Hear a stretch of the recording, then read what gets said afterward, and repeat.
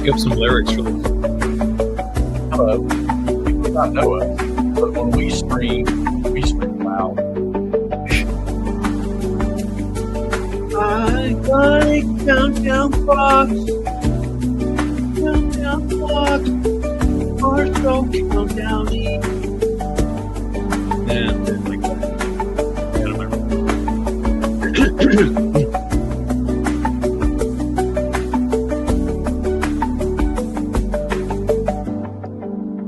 Here we go, counting down from 10 to 0. Now we're on 4 and 1. All right, there you go, everybody. There we go. How many? I don't even see the number. How many are? Oh, 7. All 7 of you. Thank you so much for coming on. Nordic and Charles have been pretty much chatting up a storm. They didn't. Well, I don't even know why we can get on here, Jeff, because they'll just fine by themselves. So you guys could have just gone, and Hexy and I could have, I don't know, taken our pills and gone to bed. We're gonna. Yeah, I took my pills. Don't go to bed yet. We just started. I took 2 naps this afternoon after the terrible round of golf, and oh no. it was 2 people on a team. And the guy that I was playing, because my partner couldn't play, he had his handicap is an 18.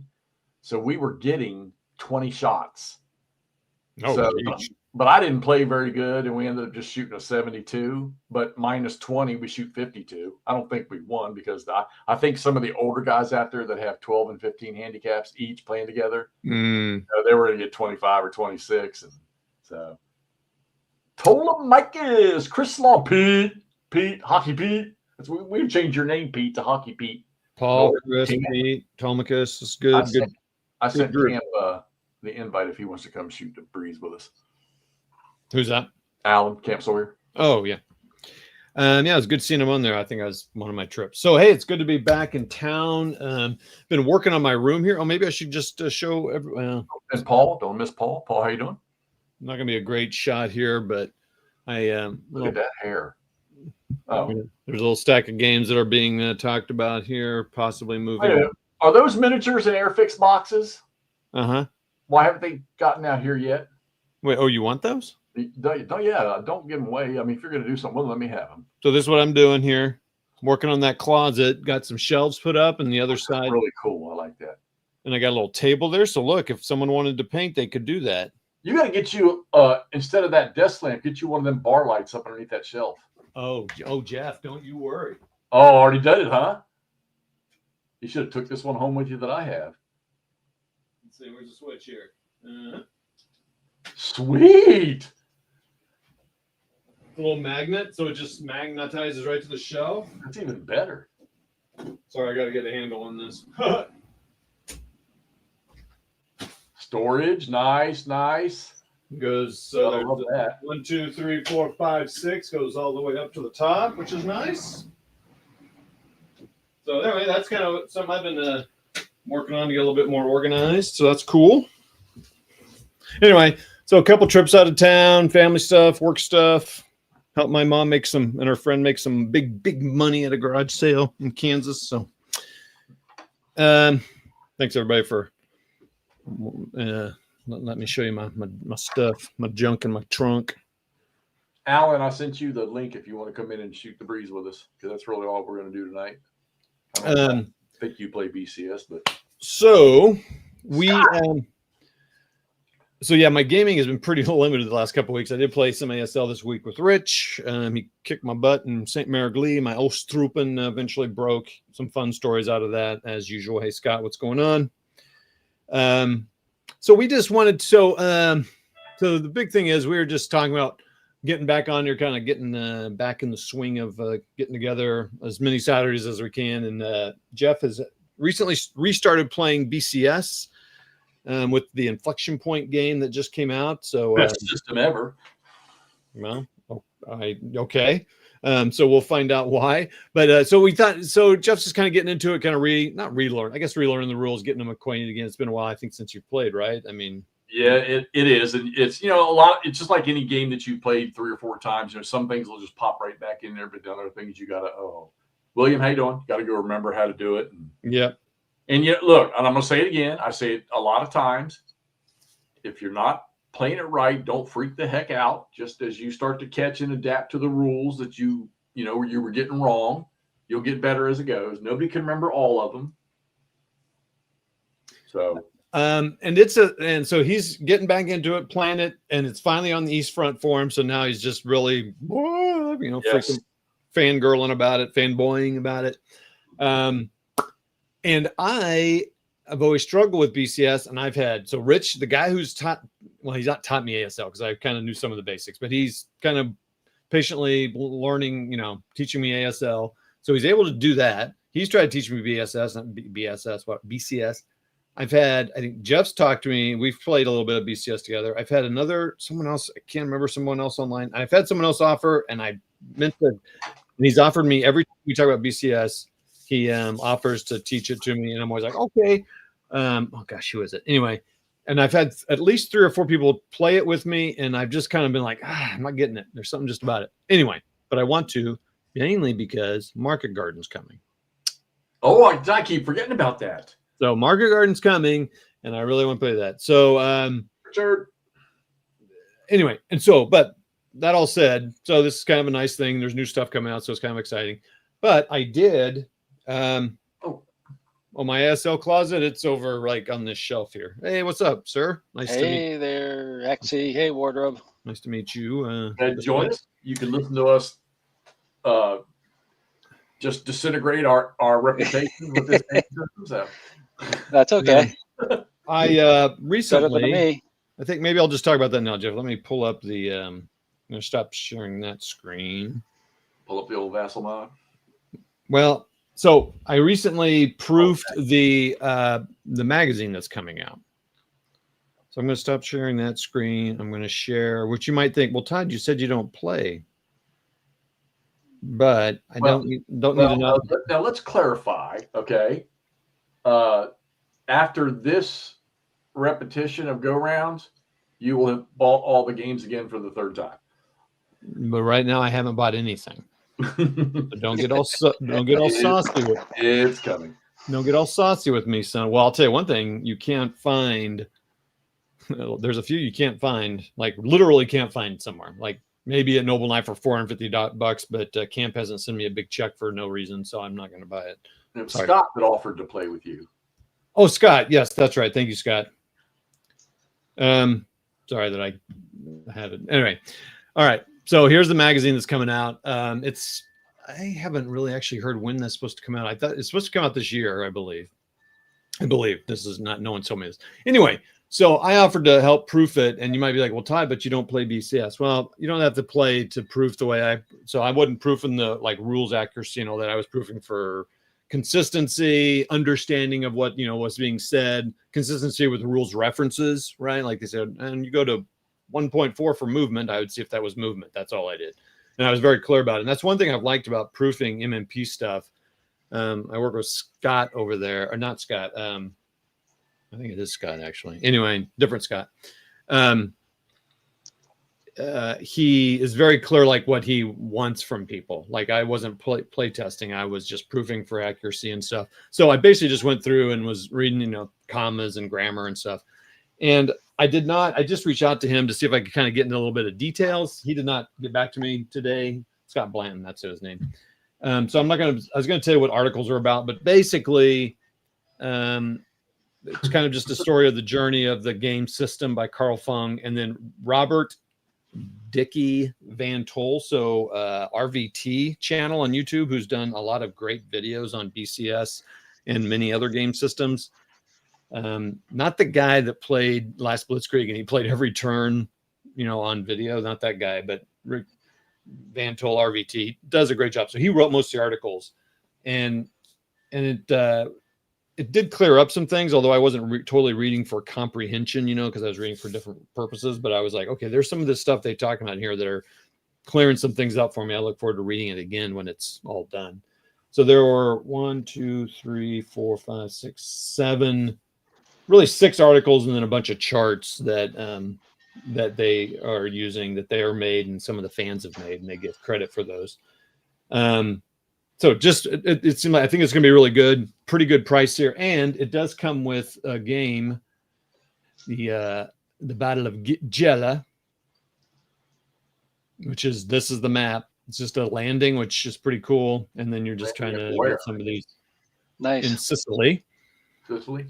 Yeah, so it's and you can see it's 3 turns. I think there were 3 or 4 scenarios or something, and so the rules for the game were in there. Picture how that would play out, because BCS it's definitely. I mean, yeah, you've got all kinds of combat in it, but it's definitely it's a maneuver game. I mean, oh, for it's sure, like World War II GCACW in a way. Yeah.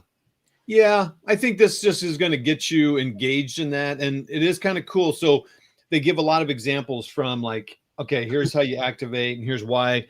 And so the Robert does give like ideas like, here's what I would do. And he's not saying that's the best way or the only way. He's just saying there's something and showing you different options. So you do have options when you're coming in and landing, like, and who you're going to activate for what, you know, the Germans, who are they going to use to block stuff out? I mean, obviously it's limited choices, but I think that's kind of nice. I think part of the challenge with any big game system like this is when you're playing a game like Inflection Point and there's so many choices there, I think can kind of freeze you up a little bit as a new person. So I think it's going to be a real nice intro to the system. And as you can see, it's $40, which nowadays is pretty good. So that's good. That's really good. I think the information is pretty good in there. I mean, I think it's really good. So give it I would suggest ordering it, but a small game. So anyway, so that's something I did recently with BCS.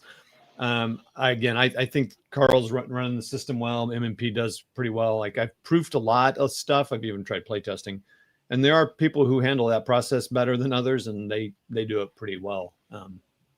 So that was that. So that's all I'll talk about that. And so I think what Jeff, what you're going to spend some time on, I'm going to pull up Inflection Point here. Jeff's going to kind of go through stuff he's remembering, challenges. I had some questions. He has a whiteboard he's made notes on. And then I guess maybe while I'm changing screens, Camp, what's your experience with BCS? You're teaching me right now. Okay. I'm not do any World War II stuff. Oh yeah. I've got Panzer, yeah.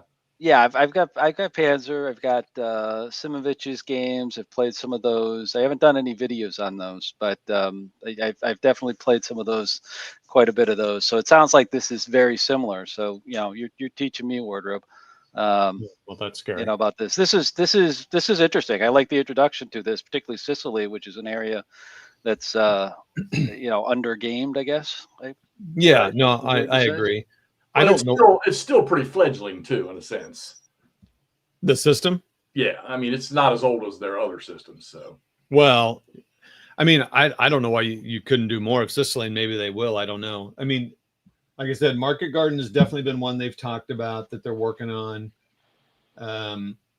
That's no surprise. I really wish they'd reprint Last Blitzkrieg, but whatever. Yeah, that's a tough one. That's the one. So I haven't tackled.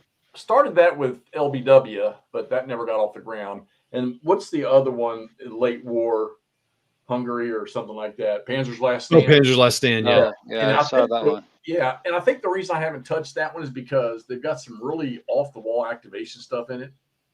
So I haven't really gotten to that one yet. But I mean, what were they thinking? Popping an East Front BCS for Hexy to play. So, I mean, Panzer's Last Stand, but the maneuverability in that one's not nearly what this one. And I haven't, and of course, if you look at this map, MMP is so good about this. You've got the SCS battles on the cheer, with the 11th Panzer. Yeah. So if this is too much for you, hey, go get a lot of people didn't like that game, and I don't get why you wouldn't like that game. I thought it was a wonderful game. So what's up, Stacking? Buddy? Hey, East Front BCS, great. So they waited too long, I think. Real quick, they're also the two that they're definitely working on is Market Garden and France 40 in the Arras area and all around that area. France 40, great. That'd be nice. Yeah, that's nice. Jeff and I all over that. And then Yeah, they talk again. I didn't get permission to talk, but they list a few other games. You've seen not Carl. Who else? Anyway, there's a really good on Board Game Geek. Oh hey, half-ass. Hey, I do not have plans for that one. I'm sorry. I am probably going to be there. Oh, cool. Because that's just down the road from me. That is literally less than an hour from me. Well, then you have to go to that. That'd be awesome. And where is that generally? Is that Arizona? No. It's outside of Hartford, Connecticut. Oh, that's right. Yeah. I was thinking of the Consim World. Yep. It's a nice small, venue, but they play everything. Real quick, Nordic, you said you heard something about the map. There was just the MMP logo was blurry on it, or the something, and it was not a big deal. That was the only I got the original maps because they sent me my game so fast. Yeah, so I didn't bother to look at them. That wouldn't have bothered me. But hey, there you go. One more good notch in the belt for them. Yeah. No, that was cool. They did that. Okay, let's get talking about. So we got the Vassal pulled up here. So Jeff, what have you been? What's going on? We can just ask questions. Yeah, and camp ask questions if you're curious about something. Sure. So the first thing is, I will say this would be a good system of playing Vassal, and to answer a comment that Nord made about all the counter stuff. This one would be a great one because when you hover over it, it's going to you're going to see the counter mix in the hex anyhow. So. Oh yeah, I can zoom in a little bit. Let me make sure, Jeff, I'm centered in on your movement here, so that when you click on stuff, it'll go to you. Yeah, I got it on. So okay. Right. So remember, do that option thing and all that. So yeah, this is a pretty cool module, like GTS to me. It's like got some really cool stuff. Right, and so I mean, we have my little pop-up windows, don't you? So you have to be the one that does that. So the box comes with the Kalash stuff, and then it comes with the Cheer River stuff. And I think we determined there's 3 scenarios on this one little small map for the Cheer. Correct. And the one we have set up is the one that I'm playing in the other room. I'm 3 turns into it over there. And I said it when I started playing it again. When I came back to playing this, I forget how fun this system is. And please don't get me wrong. I have not mastered this system, but they built depth into it that it can be a little confusing, but the depth is not, I don't think it's overbearing. And like I said at the beginning, don't freak out if you're missing a rule, not playing it right. Just like I say, you'll adapt to it as you learn the rule, and you boo-boo it a couple times. You'll start to get the hang of it, and you'll do it. And there's a ton of things in here that I don't like. I had to refresh myself with Safe Route.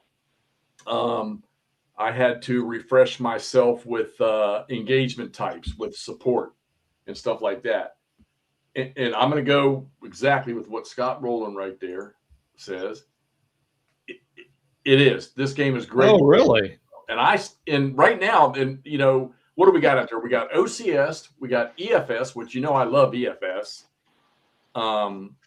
But when it comes to maneuver games, operational level games, I'm sorry, but I think BCS is the top of the totem pole for me.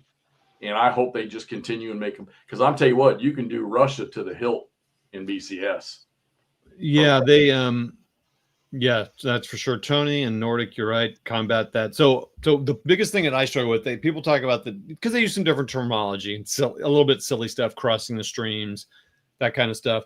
I get all that stuff. I get the blobs. I get all that stuff. Now, executing it is different, but just that concepts. What Nordic just talked about there is where I struggle with different engagement types, different AV types, and understanding what they were. I know you don't have to. It's just a game. But for me to kind of get stuff, it helps me to understand, like, why is something a red AV, a hard AV? Aren't all AVs hard? What are you talking about? Right. So that kind of thing. And maybe I'm putting a little too much thought into it. But that's why I thought it might be a little better to play with somebody initially anyway, to kind of help you understand, like, oh, yeah, you need to stop here because you have to engage me and blah, blah, blah, whatever. Zoom in right there, Todd. Where's that? Okay. Zoom in on that hex until we can see the units around it. Those unassigned. That's as big as I can get. I can. All right, so I can hover over them. The first thing on my list that I got is unit types. May get them, may not get them all. I should probably open my book. And I don't they have. I mean, another good thing about this too, and you've actually pointed out a couple that I didn't realize, is the charts. I'd say they cover 95% of the game is covered in the charts. In one form or another, you can find your answer in the charts. Yep. Okay. So AV in this game stands for armor value. All right. And everybody, that should be pretty simple to understand what that means, the armor value. So tanks, probably, well, you're not going to have, you'll have TDs in this game, but in most cases, they're going to be in support. Okay. AV units, you've got real AV and you've got limited AV. So let's that where we're zoomed in right there. Matter of fact, I should probably zoom in so I can see what I'm talking about. So we were talking about hard AV and stuff like that. So we've got a good, perfect example right there. You've got the 159th from the 1st Tank Corps. All right. The red value is your real AV or your red AV. Okay. And then 3. The 3. Yeah, 3 or 5. All right. The 5 on the movement tells you that it's the tactical part of it. Okay. All right. And then, you've got, like you'll see with the infantry, they white on their white movement factor on their tactical side there that's leg movement. And then your wheel or truck type stuff will be a black number. So like a lot of these infantry units, I think when you flip them, no, not him. I know there's one in the 11th Panzer, which is not on the board yet. But some of like your recon units, they'll have black movement. And what's interesting about this is your leg movement on the roads and tracks in this game is a half movement point per hex. There you go. There's one. So that'd be truck or wheeled. And that's their move side or mobile side or something they call it in this game. I'm not sure off the top of my head what it is. Kind of a limbered versus unlimbered type of thing. Yeah. I'm on the truck or I'm not. Okay. We'll just keep that guy there. And when you're talking about the tanks, when they get on their move side, they're probably in a column, hauling ass, whereas they get in their tactical where maybe they're spread out in a V or in a line or something like that. All right, so the yellow in the background delineates that that's a hard. So that 159th tank is a hard red AV.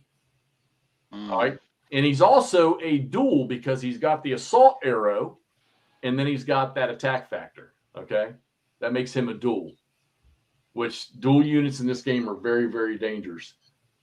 That most of your combat effect will, your biggest ones are going to come out of those guys. Now you notice that KV1 unit, which I'm going to assume these are KV1s. I don't think it could be 150s or whatever, or maybe 2s. You notice they have a red and a yellow in their background. Okay, so obviously the yellow means they're hard, but these guys are a breakthrough type unit. So they get a benefit in shot combat or in when they're doing combat with units. All right, the breakthrough, they're tougher, and they're also, you notice they're not dual, but they're also, you look at when you're doing engagements with these guys. When you do an engagement, you're going to use the armor value, and you're going to use the what's it called, AR. So that's my book open. Yeah, we may not get all the terminology. This is definitely not a teaching session, just kind of an understanding. So right. So the black number underneath the NATO symbol is their assault, or is their I did it again. Action rating. Okay. So when you're doing firing type, like you're doing engagement type stuff, you're going to add both of those numbers together. So that 159th from the 1st Tank, when he's doing engagement against more armor, he's going to use that 3 and that 4. So he'll start with a 7. And engagement is really, really simple. So when you're moving along and you move into the zone of control or the engagement zone or whatever you want to call it, which do we have a standoff unit on here? Are there any 88s? I'm looking. I think there's 11th Panzer has an 88 that's in support. You'll have standoff units, and some units will have ranges on them, which increases. Yeah, think of a hard, just like Scott said, think of a hard as your typical tank, all right? And the others are more like your SPs and half tracks and trucks with guns or towed, stuff like that. So pretty much combat's going to be engaged when they're next to each other, unless you got these standoff units that you mentioned. Exactly. Yeah, yeah. For the most part, right. And you'll get some of these games where the Tigers will have a range on them, and they can actually do fire events from range. At like they could shoot at 2 or 3 infantry. hectares. Yeah, from range, and the infantry cannot do anything back. Or Nice. maybe there's an AT gun or a TD that only has a range of 2, and they're out there at 3. Which was you Yeah, many that's legit. Yeah. documentaries on that. So Yep. That's completely legit. Completely dangerous, but yeah, yeah. for the other guy. Todd, it's probably the 11th Panzer is off the map in reinforcements right now. Oh, okay. I'll look at it. Yeah. So, okay, so these tanks will move in, or your armor, your AV units will move in, and when they get into the engagement zone, which is usually in most cases will be the zone of control, the 6 hexes surrounding. And by the way, zones of control in this game are not blocked by any terrain. At least I know for this one it's not. Terrain does not block it. Because you're talking weapons that could shoot at range. So there you go. Yeah, so there's a standoff type unit. He's not. I don't think he's classified real AV because his numbers are black. So, but those. Let me tell you something. In the desert game I played. I think the one in the later war. I pulled my 88s out of support, and they're not too bad. They're fairly effective, but they can also be effective in support, which we'll talk about support in a minute. But your AV units, when they move into engage, if they move into another AV type unit, you'll do an engagement attack where you're exchanging rounds with those tanks that you just moved into, and you might cause a loss. You might take a loss yourself, which I did a lot of that tonight over there playing before I come over here. Just 11th Panzer was on the go, and they were just rolling freaking snake eyes in 3 and 4. And even with a +2, they were taking losses and just nothing. Every unit has 2 fire events. So these tanks might roll in on another tank, and they can pop off 2 rounds at that tank. Now you're going to say to yourself, well, now that unit's done. They're not. You have a chart on your card that says finished and stopped. All right. So when you do your 2 fire events, you're going to be stopped. In a lot of cases, though, you can still do a regular attack after you've stopped and burnt your 2 fire events. All right.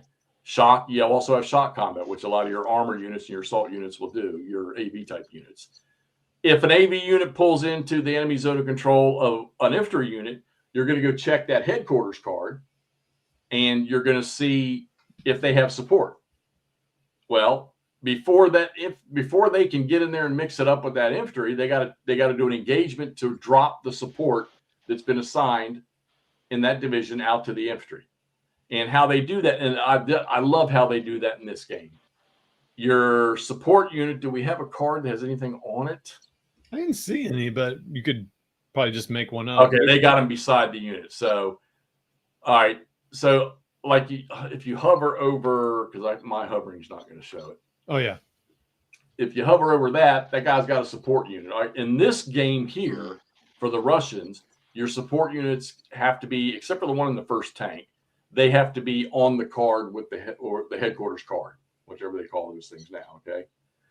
So what it is those are organic units that'll be on that card. And just because you've only got one unit on there, every one of the units in that division have that support available. So and most of the time you're going to see it's anti-tank guns, and you'll put those anti-tank guns out there. And then when an armor unit or an AV unit rolls into one of these infantry units, he's got to engage to drop that support, which is going to burn a fire event. And if he fails to drop that support, he's going to have to do it again. You've got to get that support down. Those anti-tank guns or whatever they got, you got to get that eliminated before you can deal with the units on the ground.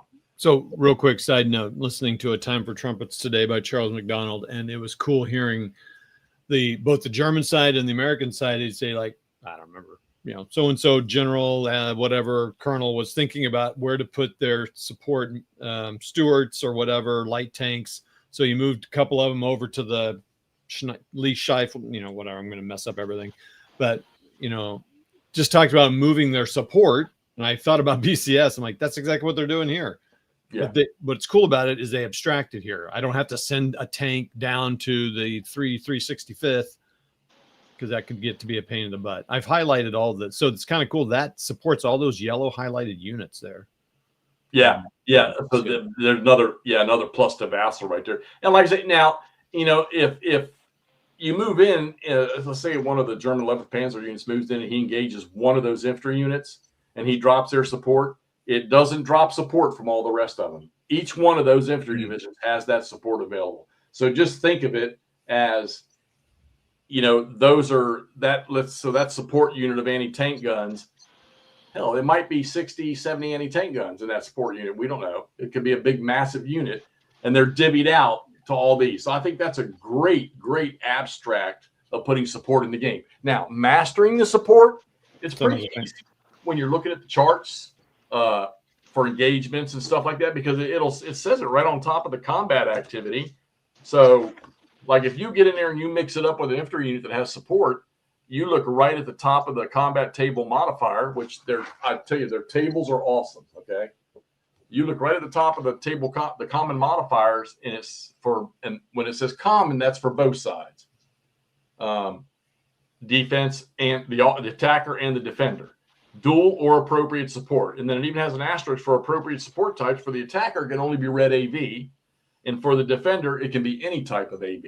So, for instance, those 88s sitting down there, or those anti-tank guns, those are limited AV, but they are qualified support, which we'll call a die roll modifier in your combat. Steve-O, how you doing? Muzzle, how you? Richard, how you doing? Glad to see you guys on here. And everything is it's all going to be based off die roll modifiers. I mean, your engagement, or not your engagement, but you have your AV units can pull up on an infantry unit, and they can just shoot. They can do attack by fire on the infantry units. And it's just you just roll 1d6 and there's a chart for it. And the chart, well, why am I showing it when we have charts on here? Yeah, I was going to say, is there charts in the Vassal? Yeah, hold on. I have to pull it up. Pull up the barrage table. So is that other charts, major charts, SOP? Well, I'll just pull them all up. Yeah. Major charts, probably. So let's say, let me get rid of a couple of things here. Let me do major charts. It's kind of cool. Yeah, they included, Jeff was just looking. So Jeff hasn't really messed with the Vassal mod on this particular game yet, but he was just kind of learning it, so we don't know where everything is yet. You just had it on there. Do the barrage chart. Yeah, it's on that one right there. Pull up barrage. Oh, I see. All right, so your barrage chart not only does it cover artillery, which we'll talk about that in a minute, but it also covers attack by fire. And look how simple that is. You've got 4 categories for the target on the left side to check, and then you roll a d6. It doesn't get any simpler than that, I don't think. And then, it's just, hey, we're going to take a loss. Okay. And your losses, if you look on any of the units, you'll see a number above their NATO symbol that's in a box. That's how many steps they got. And you put your little, what are those the rotating strength markers called? What's the name for them damn things? Strength chits? I don't know. Yeah, but they got a special name for them. Oh, okay. Hey, real quick, someone asked, I don't know if this was answered. So basically the units in here are battalions, give or take, probably Russians. They probably call them corps or armies. I'm just kidding. But the scale is generally, hexes are about 1 kilometer, give or take. Right. Slightly over 1 mile. It kind of depends on the game that's being played. But most things are battalions. But anyway, that was a question asked earlier. So. All right. And then, okay, and then the authors, so you'll see that on that leader, that the headquarters card right there, you see artillery points, you see fatigue level, you see prepared defense. So some units will have intrinsic or organic artillery, and that artillery is refreshed every turn. They might have 1, 2. I've seen games where some of them have 3 artillery points, and you can use those artillery points to either do a barrage, or you can use those artillery points as part of your attack, sort of like, aiding in your infantry assault. Real quick. So the 3 number on this is the headquarters, correct? Right. And so, then okay, here. Which one are you looking at there? Oh, sorry. Pull up, see the headquarters right below the card? Oh, yeah. See that little 2 on the right side over there? With explosion?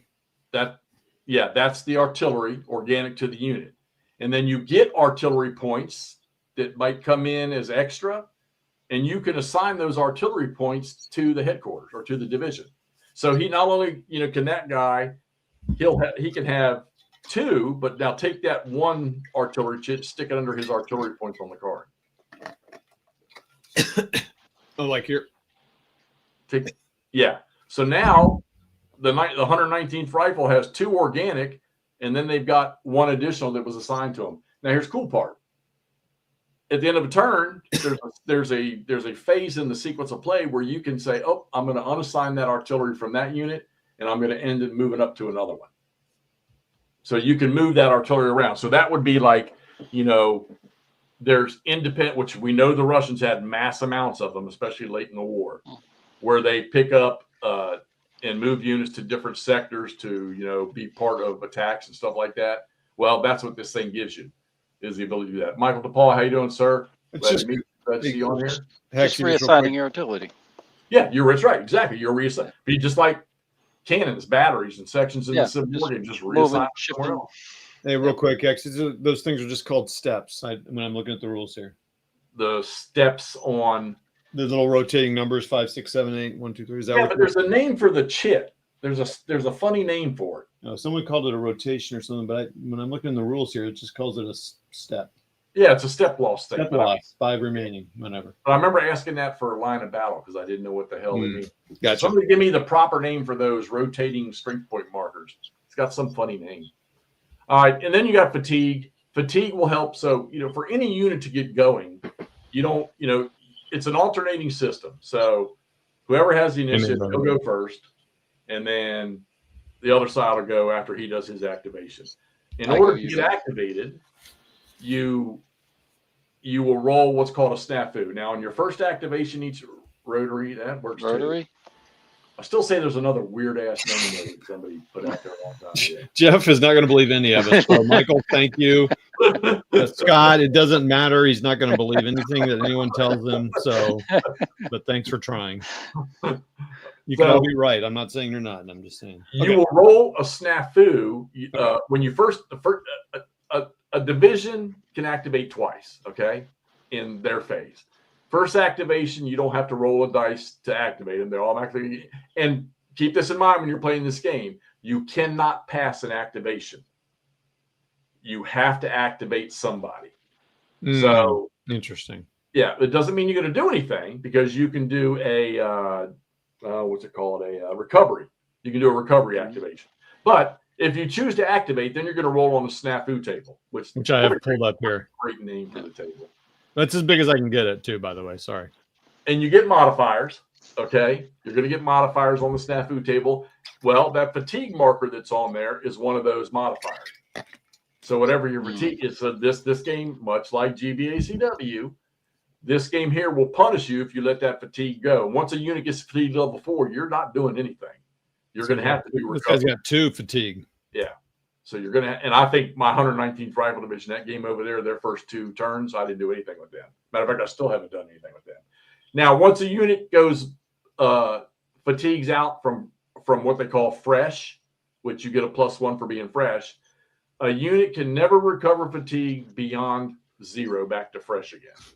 0 is as high as they can go. So keep that in mind. All right.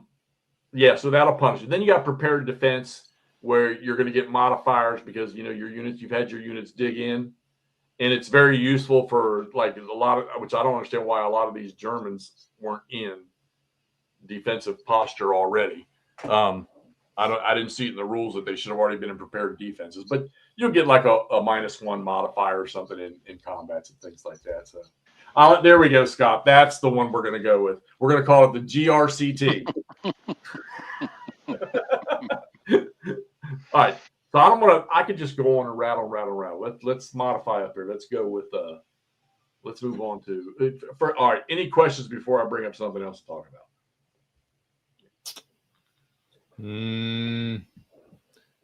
Did you talk about the difference between the 2 different kinds of artilleries, or did you? Yeah, so you can do barrage or you can do an assist in combat. So right before you do, so if you got an infantry unit that's going to attack, you have a phase in the sequence of play for barrage, and you can either just do an artillery attack using the barrage chart, All right, as long as there's a unit there that can spot for them, which the spotting rules are not that difficult. They're not like other games that we play. And then you're going to roll your dice again, same as doing an attack by fire. Or you can apply the artillery to assist the infantry or a unit in their attack. And you'll see that on the charts, on the combat charts. You'll see where you can get those modifiers. And the combat charts are really, they're easy to read. You just go right down the list from top to bottom, and everything's good to go when you're doing that. You got it pulled up. All right, so I wonder why I can't see that over here on mine. That's weird. Oh, let me pull mine. Duh. Yeah, I'll just read so you got dual appropriate support, MSR blocked, marked. You'll be talking about MSRs here later. Objective zones, attacking formation as prep, defense, assist, attack from off map, shock contact, attack by fire. Defenders, prep, hexside terrain, defenders hex includes. Hard red, AV and open, AV unit and urban. So right, and see they even category for you. Common modifiers apply to both sides. Yeah. Attacker only, defender only. Yep. And your combat table is right there to the right of it. And then there's your attack sequence right there on the card, which is not on. That's nice that it's in there because it's not on the game chart. Yeah, that is nice. That is nice. I like when they do something like that, particularly for subroutines. Yeah. Bottom right corner of the chart for inflection points. So, and here's another cool thing about the system. How long the 2.0 rules. I mean, this shows that this system is pretty steady and sturdy. I've had BCS now. I bought my first ones 5 years ago, and 2.0 has been the standard since. Yeah, it has been pretty stable. It's pretty interesting how stable it's been, considering these systems go through a lot of changes, especially at the beginning. And different models too. Yeah, Scott mentioned something about version 1. Something in there versus version 2, but I mean, they did make a few changes, but yeah, I don't know. It's been pretty stable. So that's cool. Let's see here. Hold on here. Let's see. Scott says something here about the artillery there. Yeah. One thing people struggle with is that you can only use one barrage point outside of combat unless you're playing BOT. Okay. Because somebody's spotting that artillery. Yeah, gotcha. And then you can see on the chart right there, it says suppression mission. That's your one where you're assisting in the attack. And look, if you got infantry doing a regular attack and you apply an artillery point to a suppression mission, you're going to get a +2 on the die roll. So one of the things we talk about is when you roll your snafu is going to determine, and there's a chart for that too that actually Todd had to show me, where you can determine what your capabilities are pertaining to the snafu that you roll. That's probably start with the green box. No. With the green boxes. Yep. I mean, there's a lot of stuff here. So all this stuff, who's got zones of control, blah blah blah. Hey, where is that thing? Oh, that's weird. I thought that would be like a top of the. And this seems pretty basic, but there's a lot of intricacies with it that you got to watch out for. Jeff, this chart here. That's not it. Oh, here we go again. You want the hold on. You want the snafu result effects. Okay. Anyway, I mean, look at all this. I mean, there's a lot here, which can be overwhelming, but well, and a lot of those charts are just to, if you don't want to go back in and dig into the rules again. Right. A lot of these charts will help you find those quick answers. Like I said, the snafu effects thing, Todd had to point that out to me because I was trying to figure out our movements. Oh, right there. Yeah. So it'll tell you what your capabilities are with the snafu results. So the biggest thing right off the bat is you have objective markers. Okay. So if you roll a partial snafu, you're only going to be able to drop a single objective. You can't drop a double objective. If you roll a full, you can either drop 2 singles or you can drop 1 double. You want to drop that double if you can. So if you get a mass of units, enemy units that are in your front in a place where you want to break through, you want to drop that double objective marker because the objective marker covers a 2 hex radius. And anything in that 2 hex radius, all combat except for engagements has to be within that 2x radius of that objective marker. And you will get a +1 for any of the attacks that are done in there if it's a double objective. You won't get that if it's only a single objective. Then you have recon objectives. So when you have true reconnaissance units, and there's usually ranges on that. It's I think it's the line, it's sight, depending on what how far you can see with the weather and everything. Appropriate recon unit, which the scenarios will tell you, is if he's within that range, he can roll against his action rating, and then he can burn a fire event. He can drop an objective marker on his own for the rest of the formation. But it's only going to be a single. You can't drop a double off a recon unit. So, and it comes in handy because you need to have those objective markers. And then you also have, what are they called? Movement objectives, I think. I don't really use them because you can just drop an objective marker and you're moving to it. But they have movement objectives where you can set it on the map. Like if you got a unit that's got to move all the way across a big map, you can drop that movement objective marker on there. The thing is when you're done, this is kind of cool. When you're done with the first activation, you're going to remove traffic markers. You're going to remove your objective markers. You're going to remove all that stuff off the map.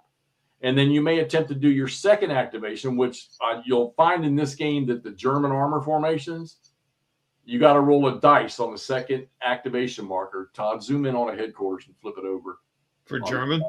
It does. Yeah. Any of them, I guess. There you go. 11th Panzer in that stack. You got him right on top of that stack. And he's full. So you activate him and then you flip it up. Oh. Hold on. That's an 88. That's not a headquarters. Oh, sorry. This guy here. Bloop. Yeah.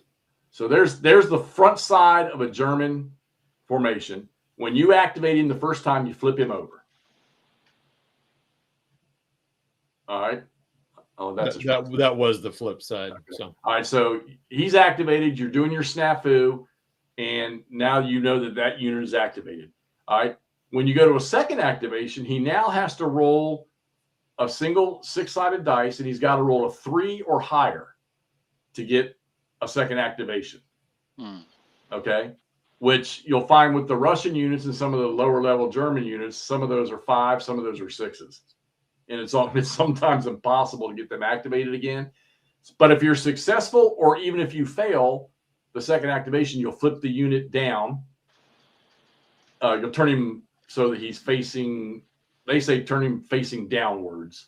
So you rotate him. Yeah, you rotate him down. Yeah. So that you know that he's already gone through both activations. Unless they have markers in this game that does it for you. So yeah, they probably do. I'm just not seeing it. Oh, you could do done. There you go. Oh yeah, you can do done, and he's done for the turn. And I think they have markers for done and stuff in some of the games. I don't know if all of them do or not. But the first couple of games I played, you didn't. I just flipped the marker so he's face down because there's no facing in this game like a lot of this stuff. Now your first activation, there's things you can do. Let's say we want to recover that fatigue on that one unit because he's at a 2. So first activation comes up. You don't have to roll for snafu or anything. You just say, hey, I'm doing a recovery activation. And then you have a chart called recovery or failure flip activation, which should be. So what are you saying, Jeff? Sorry. We're looking for the recovery or failure flip activations chart. Okay. Should be. Oh, I'm looking at mine. You're the one changing. I'm sitting here looking at mine like a dumb.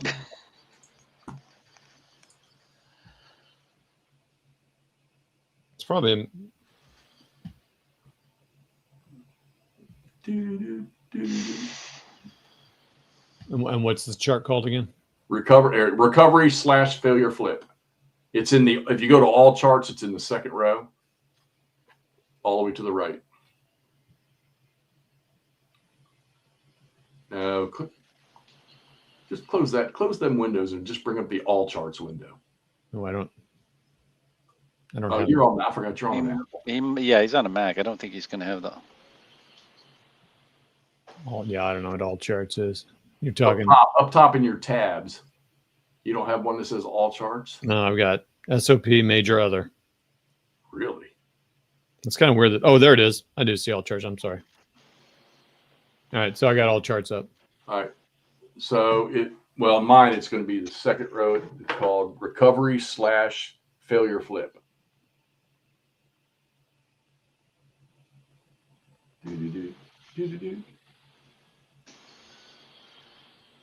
Got it. Okay.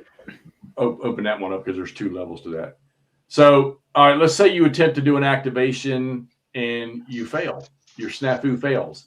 All right, you can go to a failure activation. If you're going to do a recovery activation, all right, you have to do that right off. You have to declare that, okay? And then you can go through those steps right there. This is how you can like, if I'm not even going to talk about coordination stuff because I don't run into that too often. You know, you're going to get your ghost trains. You can flip your combat train over. You can remove drop support markers. You can reduce fatigue by 1 level, which is mostly what I use it for. Apply isolation effects, and then you just jump right to J, and that unit is done because you cannot do a second activation if you choose to do a recovery activation. And like I say, what I find mostly for me for the recovery activation is to recover fatigue. All right, but let's say you fail your snafu roll, then you go right down and do a failure activation. Okay. Which you can flip your headquarters, you can do headquarters voluntary, or flip your units, you can do a headquarters voluntary retreat, you can do enter screen, you can move and flip your combat trains, you can remove drop support and traffic markers, you can apply isolation, and then boom, you jump right to step J. All right. If you're going to do a second activation, then if second activation, then you can go to step J. Okay. Second activations, like I say, with the elite units, yeah, it's I don't know, probably 70, 30, 60, 40, you're going to pull it off. But with your units where you got to roll a 5 or 6, it's not necessarily as easy. And then you just end up flipping the unit, they don't do nothing. But I do recommend that if you can swing it when you got units that are fatigued out, use that recovery activation to start recovering that fatigue right away. So I've got in my game the 119th rifle. I've got them back to 0 now. So which will help in their snafu roll. In a lot of these games too, like in this game here, the 11th Panzer Division, in this scenario, they're getting a +2 to their snafu right off the bat because they're an elite type unit. So if they're getting that and they're fresh, now you're getting a +1 for being fresh. And if your MSR, your supply route stuff is where it's supposed to be, you're going to get another +1 for that. So now they're getting +4 to their snafu roll. And a lot of times they're just rolling, you know, they're getting full activations. First Contact Gamer, how you doing? Evening to you, sir. Glad to see you here. All right. Yes, that's what this is. Inflection point. Yeah. Did we highlight? I mean, he says it right there. You know, it is, and the chrome in this game is what just like anything else I play. I'm constantly having to look in the rule book because I want to make sure I get things right. When you start checking things like, I think I finally got no safe path down or safe path down. MSR, I don't find MSR, the main supply route thing, to be as hard anymore as it used to be. So, right. We said that earlier, First Contact, that you can't, once you leave fresh, you can't go back to fresh. The best you can do is do that. So, yeah, okay. So, yeah, so the basics of sequence of play when you're getting into the unit is activate, initial activation, snafu roll, do your things. And remember, in this game, units move individually. Yes. That are on the headquarters card, they don't do any onboard movement or on map movement. They're with the headquarters at all times. Like I said, because they're deployed out to the units. So each unit moves individually. So you need to think about, like, if you're going to plan some attacks and you want to get assists on those attacks, that could cost you moving in one unit forward, and he really doesn't do anything. And then a sister unit moves along after them to conduct the attack, and now he's got a unit that's already there that can provide an assist and get you that modifier. Okay? So you have to plot out your movements, which I'm going to go back to GCACW, the same thing, where we had to pre-plan in order to get joint attacks or whatever we call it, to get those major attacks going on. You got to do the same in this game. Armor units on the move, the fire event thing is great because an infantry unit, when an infantry unit moves, he's not going to do any firing, so to speak, but he's going to do a regular attack. Well, once you do a regular attack, they're done. There's no more. There's not a second fire event they can do or nothing like that. They're done for that. Okay. Pretty much, I think they're finished actually. And there's another thing on the charts. You have a chart that says stopped, finished chart. You don't even have to open the book back up again to go look up the rules for that, because it tells you what you can't do and what you can do when you're stopped or when you're finished. And it tells you what makes you stopped or what makes you finished. All right. You'd be amazed, though, that when you're stopped, you can still attack. Even though you've burnt both your fire events, now you can still do a regular attack. So it works out pretty good. So typical sequence for the units when they're doing their activations is activate, snafu roll, do your thing, do your cleanup, determine if you're going to do a second activation or not, follow the same steps, except for you got to roll to see if they can activate. And then you're done. Next player goes. And then, of course, you've always got your end of turn stuff, and you got your pre-turn stuff to determine your replacements, determine your artillery, stuff like that. All right. Yeah. And then, your charts will tell you your die roll modifiers for terrain, key terrain, which there's not a ton of key terrain in this one here. There is a little bit of terrain in this game, but not a ton of key terrain. So real quick, talking about pre-ordering MMP, do not pay it until they're ready to print it up and ship it. So you're not committing. You can even cancel it before they do it. So yeah, I've noticed that the games they were talking about earlier, like the Brazen Chariots and yeah, it's insane. What's the other desert one? The lighter one? Again, this is not official. Someone from MMP kind of said this, but this does not mean this is their final answer. But I asked about reprinting the last Blitzkrieg. In fact, I don't think this is an MMP person. They just said, yeah, they don't think they're reprinting that. I'm just like, man, how can you not reprint a Bulge game? I mean, but that's fine. It's a lot of money and they need new games out. So, but anyway, right. I don't run a game company thing. Praise the Lord. Yep. So yeah, when I was trying to hear and learning about this, I did think a lot about GCACW, just with the fatigue and the moving one at a time and supporting and that kind of stuff. And the sequencing is huge. It is in so many games, but it's pretty crazy. That's discussed in that magazine. They talk about Robert's articles. Do talk about thinking about who you're activating when and why and the order you do it in.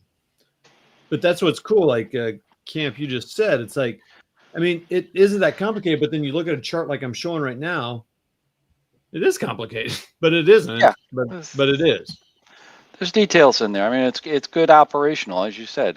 Comparing it to GCACW, I'm seeing that. You've got to really think out and plan. You're sitting there as the operational leadership, trying to place these units appropriately, and you're getting hindered by the rules appropriately, because you're not going to be moving these battalions across rivers and everything at your whim. It's going to take time, and it's going to take effort, and of course you're going to have friction from your opponent and so forth and so on. So having that stuff in there makes it good and makes it a lot more detailed to get those effects. Yeah. So, he mentioned friction and, the snafu roll gives you that and the ability or inability to reactivate. Jeff, talk about, I know this, you got your whiteboard and tell me if you want to talk about it later, but did you talk about blobs and MSRs? Two separate topics. Yeah. Okay. So, first I want to, what Alan was just talking about there, so when we play GBACW, it's chit draw. All right. So the game turns, granted, are an hour long, but if you give a unit the potential of 4 activations, you break that 1 hour into 15-minute intervals. All right. And the fog of war in that game with the chit draw is this brigade on this side just happened to react faster than that brigade on the other side. All right. Whereas this game here is 1 turn is a full day. So it's alternating play. And I know you remember that when I played the first 2 games, I did blind chit draw to do this, and it worked out okay. But then when I'm playing this one here, I'm doing alternating, and it's funny because I'm finding myself over there going, like tonight when I was over there playing, the Germans won the initiative, and the Russians won the initiative, and I was like, okay, 5th mech comes on this turn. Do I want to execute with them first, or do I want to cause more disruption with the first tank, or maybe pull first tank out because they were getting beat up pretty bad? And I mean, I'll tell you, it took me 15 minutes to determine what I wanted to do. And finally, I decided to bring 5th mech down because they come in at entry area B up top, and I shot them down in. I noticed that the Germans, I don't know why I didn't respond to this earlier, those 2 units way over on the left side of the map against the Cheer River, they're not against the Cheer River. And they're not in prepared defensive position. I said, oh, I need to get 5th mech across that river while I have the chance. So, and that's what I did. And Scott says it, sequencing of units, engagements, drops, where you've got to think. You don't just say, okay, first tank corps is going, let's just start moving. You got to sit there and you got to brainstorm. Oh, do I need to move this unit first so that I can apply this effect with this next unit coming in? Oh, do I want to move the tanks down there and try to weaken that infantry with attacks by fire before I take infantry in there to assault them or regular attack them? You really got to brainstorm it out. Well, Hexy, Jeff, I mean, looking at your example that you just said, where you wanted to shoot down the 5th Panzer down there to get across the river quickly with that. I mean, what else did you have to think about for that? I mean, in terms of what the defense looks like as well as your support. Yeah. Okay. So granted, we can't see it in this one here, but my first tank corps, the Soviet First Tank Corps, or First Tank Army, whatever they are, they made them and the 333rd Rifle in this game here are what they call buddies. So they don't have to worry about their blobs or their MSRs crossing the stream or anything like that. So I busted through. I opened up the line with the 333rd, and the first tank busted through. Started to head for that Seoskin State Farm 79. They broke through down, and they got down there, but then 11th Panzer showed up. And they were stuck out there on their own, and 11th Panzer actually beat them up. Matter of fact, they eliminated 2 armor units right off the bat, which they recovered with replacements. It was only 1 each, but they recovered. And I thought to myself, man, do I need to jump on this with 5th mech, or do I need to get first tank back so they don't get? And I chose 5th mech, and sure enough, I paid for it. And the two units that got their replacements, 2 other units got smoked and chased away by 11th Panzer. So now my question now, did I put 11th Panzer in a bad situation now because they're done? But so that's though, and I mean, every game we play, we have to think certain things out as to what we're going to do.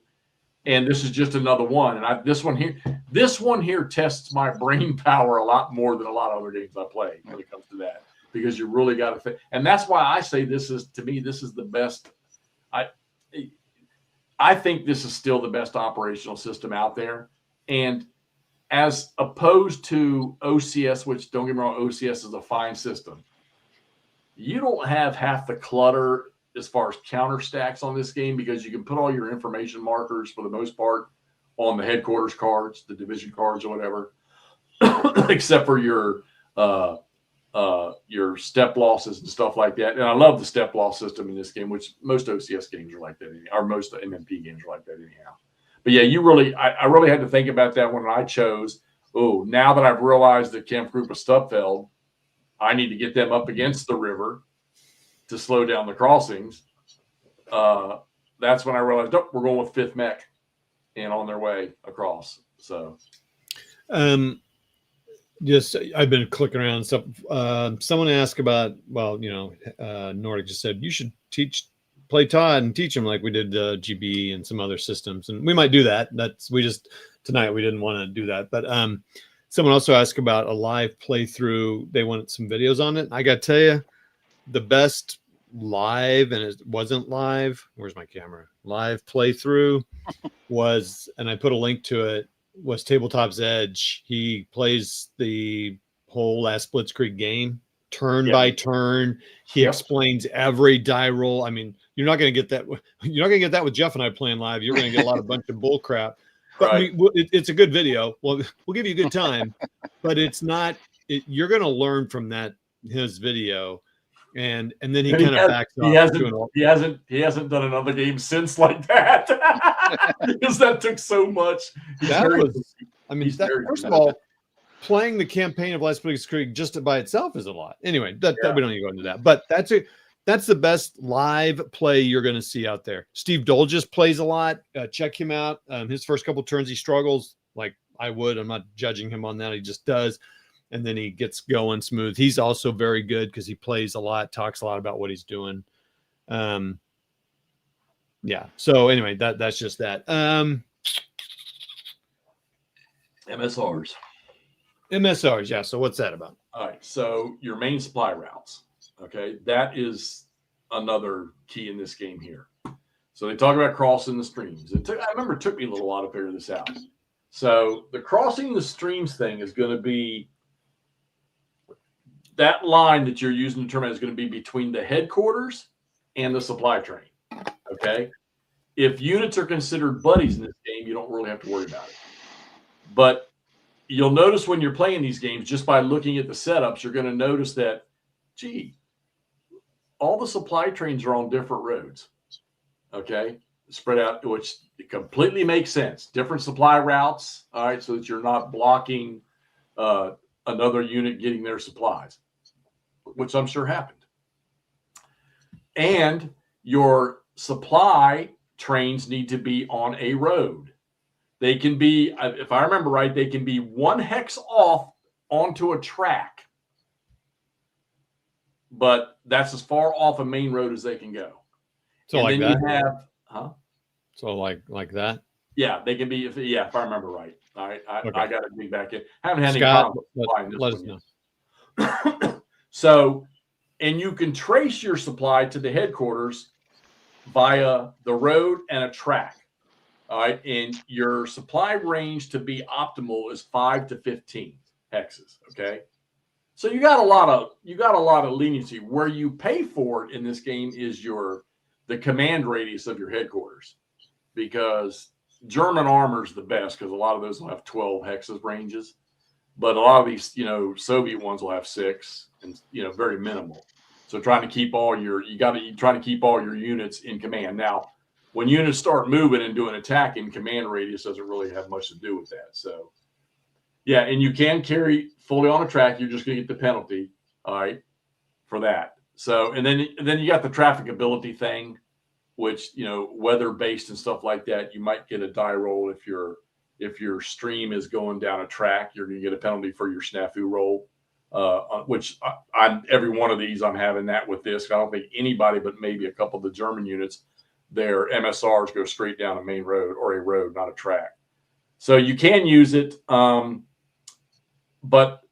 one of the things that'll happen here is if your train gets jumped, because you're going to pick him up, and I haven't had to do it. I need to read the rules, but I think you pick him up and I want to say you've got to move him 10 hexes down a road. So, and then he's going to be ghosted. And once your MSR is sort of busted up, you're going to start paying penalties for that too. But the rules you don't physically move these things. You just pick them up and put them on the map for most things. Really? There's no, you don't have to. They're just points. Yeah, just pick him up and move him. In your headquarters, it could be the same way when a headquarters unit gets overrun, you pick him up and you move him. Yeah. All right. You just drop him somewhere else on the map. But it's not as easy as you think, because you got to think about where you're going to drop him. Right. Because now his units are going to be all out of command when you do that. So now I presume weather will affect them even though they're on the roads, right? Yeah, that's where the trafficability thing comes in. Yeah. Okay. On the road is fine. On a main road, well, they call them roads in this game, it's fine. But when they're tracing that supply route down a track, then you start paying the modifiers. Because, especially in Russia, because those tracks were just idiots. Yeah, and then you toss weather into the mix, and yeah. And you won't see anything for a month. You've got poor trafficability and you've got good trafficability. Okay. And it doesn't even come into effect if you're on one of the major roads. So it doesn't even apply, at least not that I've seen in this one here. So keeping your supply, I don't even go to all the penalties because there are a lot of things. Another interesting thing in this game is your combat results. in the regular attacks or shocks and stuff like that, you have situational retreats and then you have retreat. Situational, a unit's going to just fall back 3 hexes, okay, and flip to his move side. No biggie. A retreat is a different story because you got a headquarters refuge. So if an infantry unit, a non-AV unit, gets a retreat result, he has to move. It has to be at least 3 hexes away from where he was when he was attacked, and you got to move him adjacent to his headquarters. Oh, geez. So if you can't do it, like I've got a lot of headquarters that are up too close right now, I wasn't paying attention. If you can't do that and be 3 hexes away and adjacent or in the same hex with the headquarters, you take him off the map, you put him on the turn track, 1 turn ahead, and he comes back on as a reinforcement. Whoa. So this guy here. So wait, Jeff, this guy here. Right. He gets attacked. He's not Jeff. So this guy here, he gets attacked, boom, by an alarm guy. And Right. he has to do that. And he has to go towards this guy.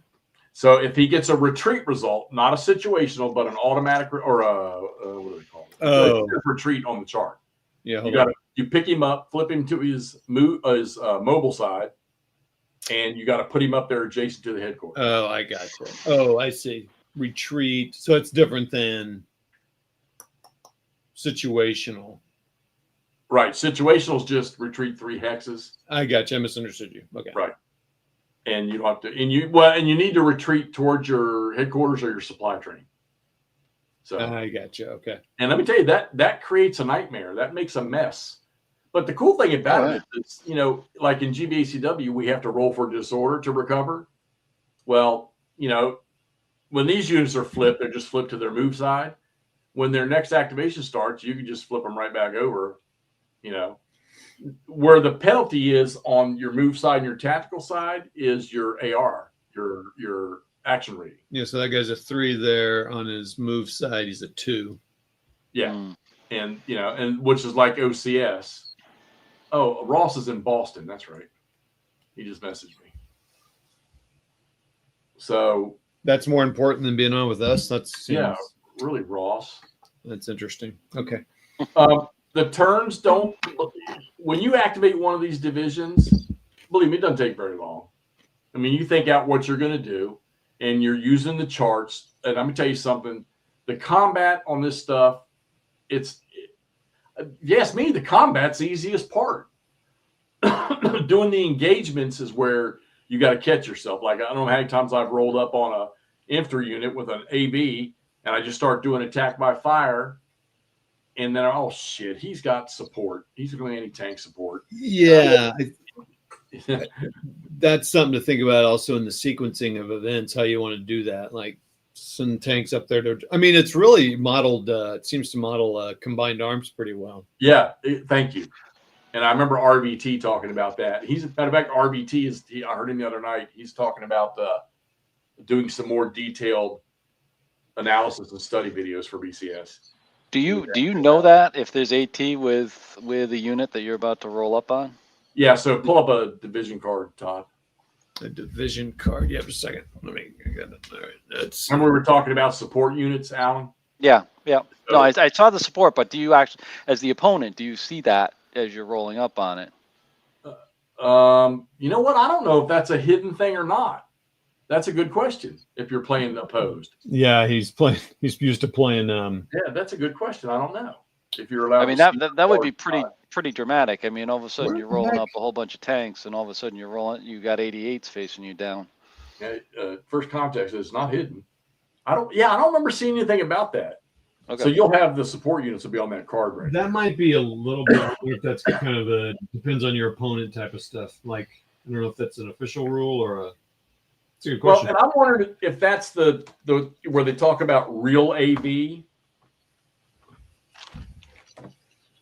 No, real AV is actually having the AV on board, I believe. Scott will pop on and tell us. That's what I'm saying. The real AV is when the unit's sitting on the map, and it's not real AV if it's in support status. Okay, hold on. Okay, first context. First context is it's not hidden. Not hidden. Okay. Yeah. That'd be pretty dramatic. All of a sudden, oh, here's 88s and just wipes out your attack. Yeah, that's a good point. I don't think. Yeah, well, yeah, and you get those 88s in standoff. Now all of a sudden that engagement zone is 2 hexes out. That armor unit's not even going to close. These armor units that don't have a range, they're not even going to get a chance to close on the infantry unit they're trying to get to because those 88s are sitting at standoff distance. So yeah, what's going to stop and put them in check? You got to have to engage from there. Those 88s can be pretty lethal if you use them right. So Jeff, I'm looking at this 11th Panzer Division right now, and I've got one counter. Well, hold on, let me try something again here.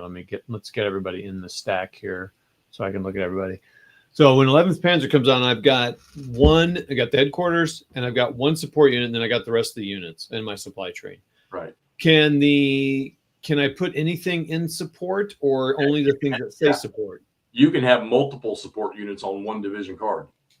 So I could put I could put one of these tank units in support, yes or no? Yeah, you can. Well, I don't know specifics for this one, but I'm trying to think. Was it Brazen Chariots?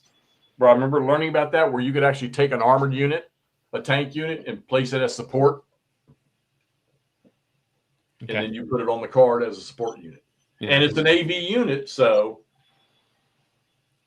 Yeah, okay. So support has to be on there. So support is not one of those things that you can bring off and make it a real AV. No, not true. Now, in this scenario here, all Russian support units, except for that one the 1st Tank Corps has, 1st Tank Corps Army or whatever it is, they have theirs on the map, but it says in the scenario rules that all Russian support units have to be on their headquarters. Mm. And oh yeah, Scott's happens in the assignment phase, and there is a chart for that. Yep. But you can have support units in the other games that I've played that and they'll tell you in the scenario rules if a unit is support on the card all the time, or that's the only way it can be used. Okay. Or it can be off. Because I remember, like I said, I had my 88s in Brazen Chariots. I had them off on the ground on their own.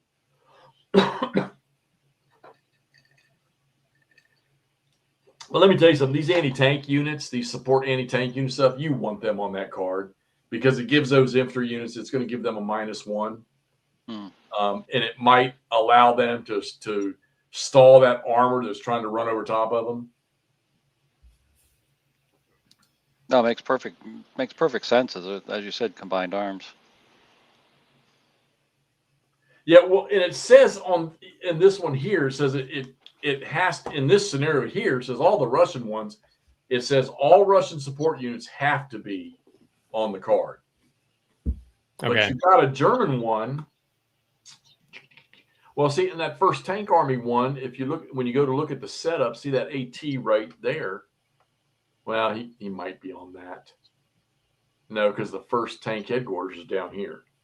And I noticed that too in my setup, that he was on the map. Oh, he doesn't say support. Rob, so I see what you're saying, First Contact. Yeah, I got you.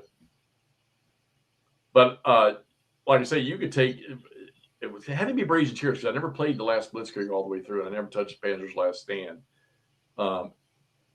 Where you could pick up an armored unit, a tank unit, you could put it into a support mode. I need to like I say, it's been maybe 2 years since I think I've gone down the BCS road, and because I remember I wanted to just play through all the games, and that goes.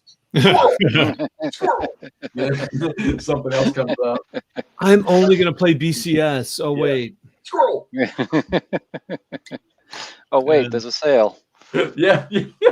Where'd this come from? That's a pretty game. I'm a huge 100 Years War guy now. Well, wait a minute. They just shipped a P500. Yeah, it's the worst. Right. Thank you, First Contact. That's this is all that. Jeff, what was I was going through the charts here? Let me look through here. What was I saying? I mean, so this just all these charts just shows me you're gonna get a lot of stuff wrong. You're not gonna play it right, and I think that's what I need to do. I think Hexy's right. I need to, or not Hexy. Nordic said we need to, play against each other. I need to play my local guy here who's can teach me to, and just play it wrong, get crushed, and just learn okay, so then that's when you do that. That's how you do that. just like we were doing with GCACW, like you and I were just attacking all the time. Like, no, you kind of need to take like 2 or 3 turns to prep your attack and get it all close assault, not close assault, but grand assault. And I think that's something with this game too.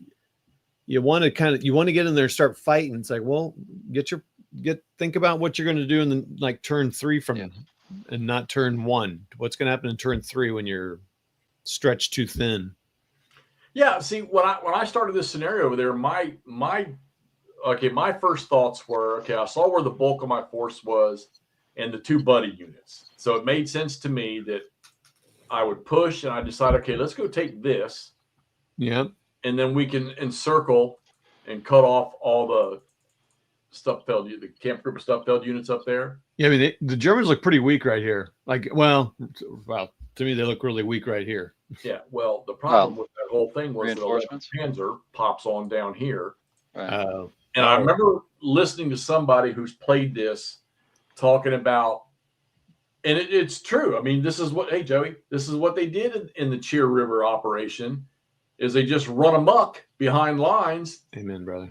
Popping Soviet units, just trashing Soviet units. So I remember somebody saying that in a comment about their play that, the 11th Panzer running around back here just trashing shit. And they're good. I mean, let me tell you something. The German Panzer divisions, in everything that I've played, BCS-wise, and I think every game they got after, I can't tell you about Panzer's Last Stand, but these guys are elite. And they raise a lot of hell. They're far better than most of the Soviet armored formations. Yeah. They're far more efficient. Their action ratings are always better. And they have a lot stronger and a lot more of dual units in those divisions. That makes sense historically. Yeah. Much more efficient. Putting an AV unit in support is a good way to keep it. Yeah, good point, Scott. Good point. Because I remember putting I put a Tiger unit in support for some strange reason. It's been 2 years, so I can't remember. Yeah, Jeff, let me ask you this with support. What would be a reason not to put it in support? Well, the only ones that I can think of were the 88s, pulling them out because of that range. Oh, gotcha. But, because they can't use the range. Well, offensively, they couldn't. Okay. And I thought, man, I can use these. Why can't I use these offensively? I think I went for a couple turns and I realized, you know what? These guys are better off in support, in standoff in support of units. So. Because that's what I'm kind of hearing is like support is going to help everybody in the unit. So just stick them in there, and then they're just kind of piecemealed out and help provide, the support. Which is, I mean, what a great abstraction for, Yeah. Now you don't have to account. Now you got a game map because you know damn well that these units, if they'd have put everything in these units, these divisions as counters, come on, you'd have freaking truck units, you'd have separate anti-tank units out there in sections or, whatever, all over the place. But then how would you, if these are battalion-sized units here, in your division, say they only have 3 battalions of AT gun, well, it makes sense to not have them as 3 counters because now you're only going to put them with 3 units. Right. When damn well they said, hey, give me this platoon of your anti-tank guns and let's put them over here with. So this abstraction for support, I think, is phenomenal for the system. Yeah, I'd like to see it in other games. Actually, I'm thinking about it now with some of the stuff I'm reading on ACW, pulling that back in here a minute, and how the Union artillery went back and forth with that type of a maneuver. Parsing out the guns and then pulling them back. Right. With it there too. So this would be an interesting mechanic to implement into something like that. Right. That's what I was talking about here with Scott here. The offensive ability's gone. So it's when you put them in sport. So that's why I thought I would try it by pulling them out. But like I said, it never really did anything for me. So put them back in sport, with the units. And let's see, lines. Yeah, here we go. There was Joey's talking right there. Jeff, I'll be right back. Hold on. Yep. I'll be right back. But keep going. So they would just raise hell behind the lines and just knock out units. So I don't you know, I don't know boatloads and stuff about Stalingrad other than they got there, they got cut off. Paulus ended up surrendering. I know that von Manstein tried to attack in to relieve, and he just did not have enough firepower, enough ass. And I think the weather was pretty bad. And I don't know as much about this. I think the only thing I know is that I can't remember what the operation name was, but when they started this, the Russians started on both sides of Stalingrad, and Kalash was the meeting point, I guess, to where they finally cut off Paulus and the 6th Army. Yep. And when I saw the title for this game, I didn't even realize it when they first put it out until I started reading about it, that this was about that operation to close around Kalash. And the only game I've played that represent that was the SCS Stalingrad game, which that is really what it is. And then I remember getting the SCS 11th Panzer on the Cheer, and it took me a little while to realize that was about all of this, which I still think is one of the better SCS games. I think Rostov's still the best one out there, but I don't know as much about this. I think, I think the thing that always reaches out to me the most about East Front, because I never really read any books on it, is that, again, it's maneuverability. You didn't have that. I mean, you had it during 1940 with the Germans blitzing across France and whatnot, but you don't really have that other than, I guess, was it Cobra or whatever, where Patton's breaking out? Oh, in Western? Yeah. You don't have that wide open landscape like, what was a 1,600-mile front? Oh yeah, I mean, you start of Barbarossa. I mean, I don't think we can comprehend it here in the West, unless you really study it, right? To know how big and how vast, these battles were, and how sweeping it was.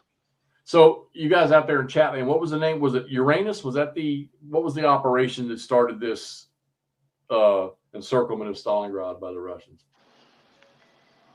That's a good point. I can't remember. I used to know this stuff, but I just don't know it. I mean, away. I just know that the Germans, Barbarossa. Yeah, you're right. Okay. Yeah, you're right. Barbarossa. They went on. The first year was pretty good. Then I guess Hitler decided to change their operational status right towards the end of the first year with the Moscow and deflecting units to this side or that side, and then coming back to try to take Moscow. I know that Barbarossa was supposed to start sooner, but because Mussolini decided to take another country and couldn't do it, Yugoslavia. And then, once, I remember watching all the tick stuff on YouTube about Case Blue all the way across to Stalingrad, and the Germans were on the move there, they were quite efficient. But once they got there, it just disintegrated. Yeah. Well, I think that's the vastness of it. Talk about supply and everything else. And I just don't think you can fathom, the depth that you have to go and the supply that you have to get, because you still got to realize these guys are still, even though they had half tracks and trucks and, mechanical stuff, their supply was still horse and cart in a lot of places. So, it was a long way to get things moving. Yeah. Also, you talk about, I know they talked about, no, Nord, didn't I send that? No, I traded that off. Okay. Let's just get this out of the way right now. The Simonich 4X games are great. All right. But there's only about 3 of them that I really care for. So, and I think I've got 5 of them still over there. So I'm just not, I don't know, that Zokbomb stuff. That's why when they did the second Ardennes game for SCS, I gave it to McMurray to take home with him because I think the first one was better. I didn't enjoy, I played that second one through as far as I could. I did not enjoy that game. So which one was that? The Ardennes game. Oh, the Ardennes one. Yeah. Yep. Ardennes too. Yeah. I just wanted to show the whole game. This is Which one is this collage? This is the full campaign. I think it's only 2 maps, right? Yeah, it looks like it. Yeah. So where were we? We were Right there in that bubble there. down here, right? Yep, right there from where that big yellow terrain is, that orange terrain, just barely above it, and then south. Interesting. Yeah. So yeah, we were just down in where those units are. So that's pretty cool though. But what's cool about this one as opposed to when actually some of the desert ones too, is the terrain's pretty open, as opposed to like the last Blitzkrieg, which was all woods and stuff. So that part, you don't have to think a whole lot about that part. I mean, there's things you have to think about. But yeah, Scott, I've heard about the Operation Cobra. Yeah, they don't have. I don't. There are a couple other East fronts out there. I think that they're working on. I'm just not sure what's been talked about and what hasn't been. But yeah, we mentioned at the beginning, because we have a bunch of people that maybe weren't here right at the beginning. Market Garden and France 40 around the Eris area, probably an area like this. I think it's probably a couple maps. I don't know how big it is. So those are the 2 games that have really been working on a lot. I don't know which one will be next, but and they got a couple other East fronts I think working on. Love that East front stuff. I think. Yeah. My problem is if they decide to go back and making these big counter versions of BCS, I probably won't buy them. Yeah, but they only did that on AirCore. They're just doing that on the. Not like that AirCore at all. I don't know why that bothered me. What are they? I don't know, because I'm playing the Black Swan. Those are big counters. I love that. Yeah. I don't think it was the big counters. It was just something different. I don't know. Hexy had some rash or something. He's got some disease. To World War II big counter games. The Aachen game that I gave you to play that you fell in love with and then brought it back to me, crossing the wall or something like that. Those are bigger counters, and that was fun. Yeah. Yeah, I don't know what it was. I think maybe just the battle didn't catch you. Yep. Maybe. Yeah. It's I don't know. And I still got it. Well, you brought it back to me, so I'm Todd's long distance storage facility when he doesn't want to. Yeah, McMurray's my local. So I mean, here's all the reinforcements coming up for the Germans in the full game, and it's pretty cool. There's a lot of stuff coming on. Yeah. Well, Nord, he's already. The maps are already there. Are you serious, Scott? Well, I don't know. I didn't see the game itself, but it's not surprising to me because it's a magazine game. It's just a small map. Yeah. I mean, it doesn't matter because you're not mixing. Well, see, but I'm trying to comprehend how the mobility part of this system is going to work on those maps. I mean, I was skeptical when I set this one up first, and I realized it's 8, 9 units formations. Yeah, Contact. I will give them credit that they at least employed a screen mechanic for this game. Does it do what it's? I mean, it had an effect in my Brazen Chariots game for keeping the Brits from blowing in too fast. Yeah, like I say, Nord, he's already. I mean, the maps are already there, so. It wouldn't take much more to do it. EFS is a great system. Yeah, just a lot of maps that you need a lot of space. Yep. If you're going to try to set up the whole thing, yeah. Yeah, because I tried Crimea way back in the day, and I was like, I can't even get 2 maps on the table. Looks like you and Joey need to get together and go bowling. Joey and I started to play the Light Scenario in Case Blue, and after his fucking first movements on me, I cried and quit. I'll never play him. He's too sharp. That was OCS. We don't like to play against good people. And then I sold my Case Blue after that. I sold it to Hissy Cat. Anybody in the chat's welcome to help Hanger flying out. He's all for that. Hey, First Contact, thanks a lot, man. Yeah, I appreciate you chiming in. You had some good insight. Thank you, sir. Definitely. Thank you so much. Yep. Good stuff. Foot hanger. There you go. You played North Africa 41, Todd, didn't you? You played MMPs. I did MMPs, and I don't think I ever ordered that one. I think I had it and canceled it just because I wasn't sure. I think it could be an interesting one. It's a little odd from what I've seen. I haven't played it yet. I have it, but I haven't played it yet. But I know somebody who has, and I've talked with them and actually saw their write-up on it. And there's some different mechanics in there that make it different, I'll say.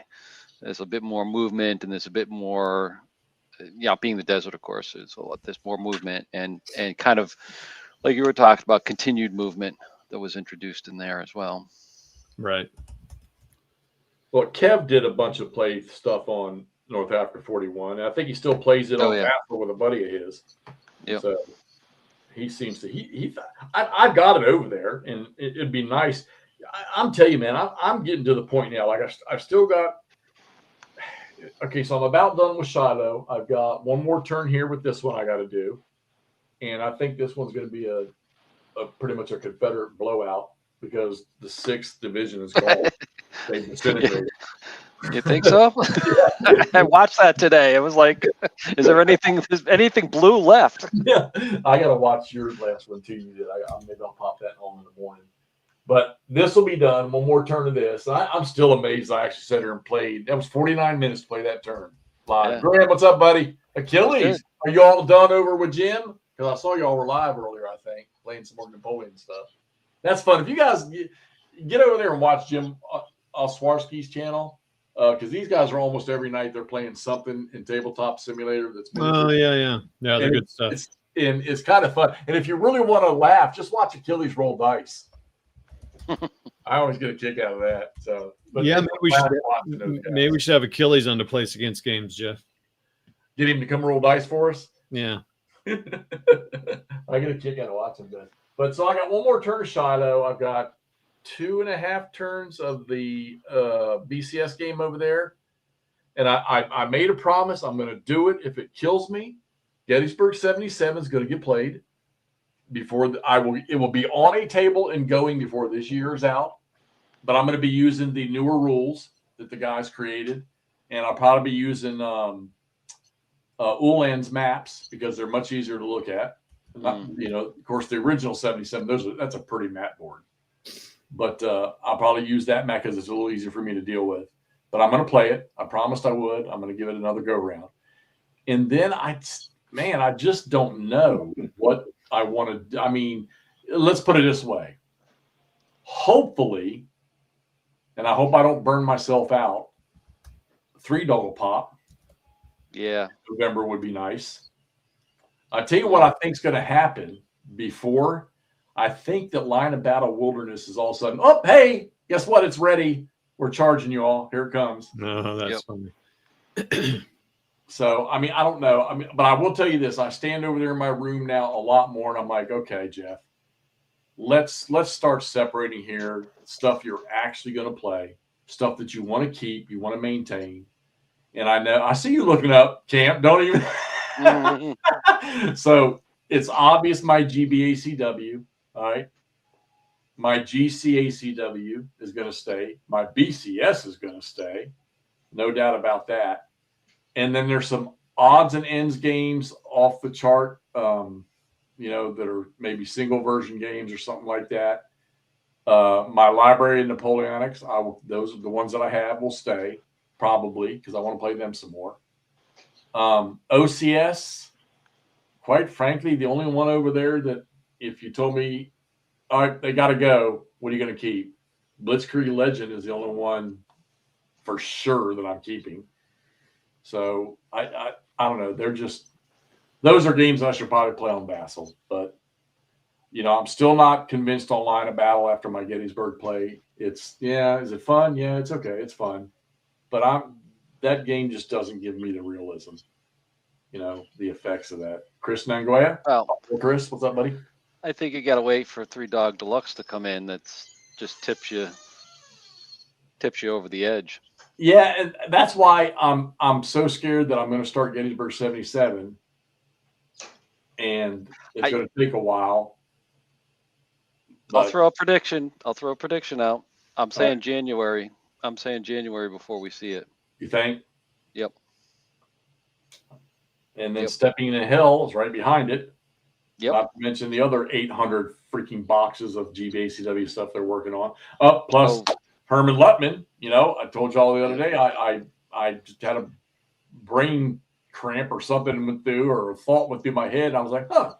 And I messaged Herman. I said, Herman, since you're going to be doing an Antietam game, are you going to go to the battlefield? And he was like, yeah, I'm already scheduling today's. And he goes, wait a minute. He says, where are you at? I said, I'm 15 minutes from there. But he's going to try to give me the dates. I said, I'd love to spend a day on the battlefield with him. And then he's like, well, what about golf? I'm like, well, we can probably do that too. As long as it ain't in the middle of winter in West Virginia. So, you know. Golf and war games, you got Hexy's number.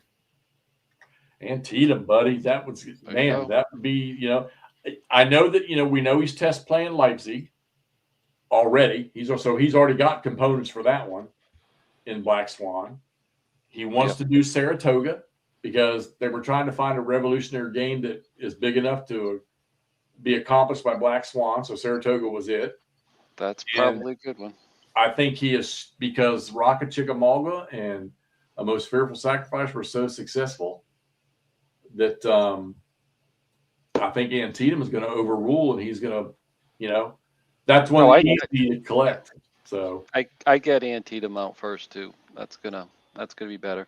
Saratoga will be good. I mean, from looking at a Revolutionary War perspective, that would fit a Black Swan very, very, very well. And while I don't like Revolution, I would buy that one. So. Yeah. Oh yeah. That is definitely a good one because it's big enough scale to fit in on it. So that's all good. In fact, I'm going to try to get over there, I should say. Hopefully this fall, if not spring. Over here? Saratoga. No, Saratoga. Yeah. That's not far from me. It's not 15 minutes like you are, but it's only an hour 15 from me. Right. Well, Nord, the game is already there and in the process because I've done a little test playing with it. I know others have for the Antietam game. So I'm doing it right now. Yeah, Camp's doing it. I haven't been able to touch mine. Yep, Tim, I agree. ROC is a very well done game. It's so nice that we have all these different systems that we can tap into for ACW. It's freaking awesome. I wish somebody would go down the road with the Napoleonics, because we have a lot of, we have Labatai, all right, which I think the thing that shoots me in the foot about Labatai, and I still got my games, Todd was kind enough to buy me Ligny, is what, 47 different rule sets to choose from? And nobody can tell me, hey, Jeff, use this. This is the one you need to use. And I think if somebody would do that, I would probably get on my way. Mark, how you doing, sir? There you go. See that? And I can't say nothing. But I can say that, Mark's kind enough to let me test play, and I'm into that. I'm into an actual maneuver scenario in his latest one that's getting ready to come out. So nice to have a Mark on here with us. Thank you, sir. Awesome. Oh, so okay, I get it, Mark. I see what you're saying. So it's going to be the scale with the Rebel Fury type stuff, and that's good. I got some interesting things that I'm going to say about that system when I'm allowed to, because there's something I did notice that actually works really well for me that I didn't realize. So here's a question from Hanger. It's about talking about an Antietam game. I toured the battlefield, but I don't remember all that stuff. We probably can't, unless he's talking about Marks. Oh, I can talk Army of the Potomac. Mark, let me ask you a question, because this is chewing me up. Can I shoot video? Because I'd really like to do that so that I can discuss what it is I'm doing. So if you tell me I can shoot video, that'll be the next thing I do.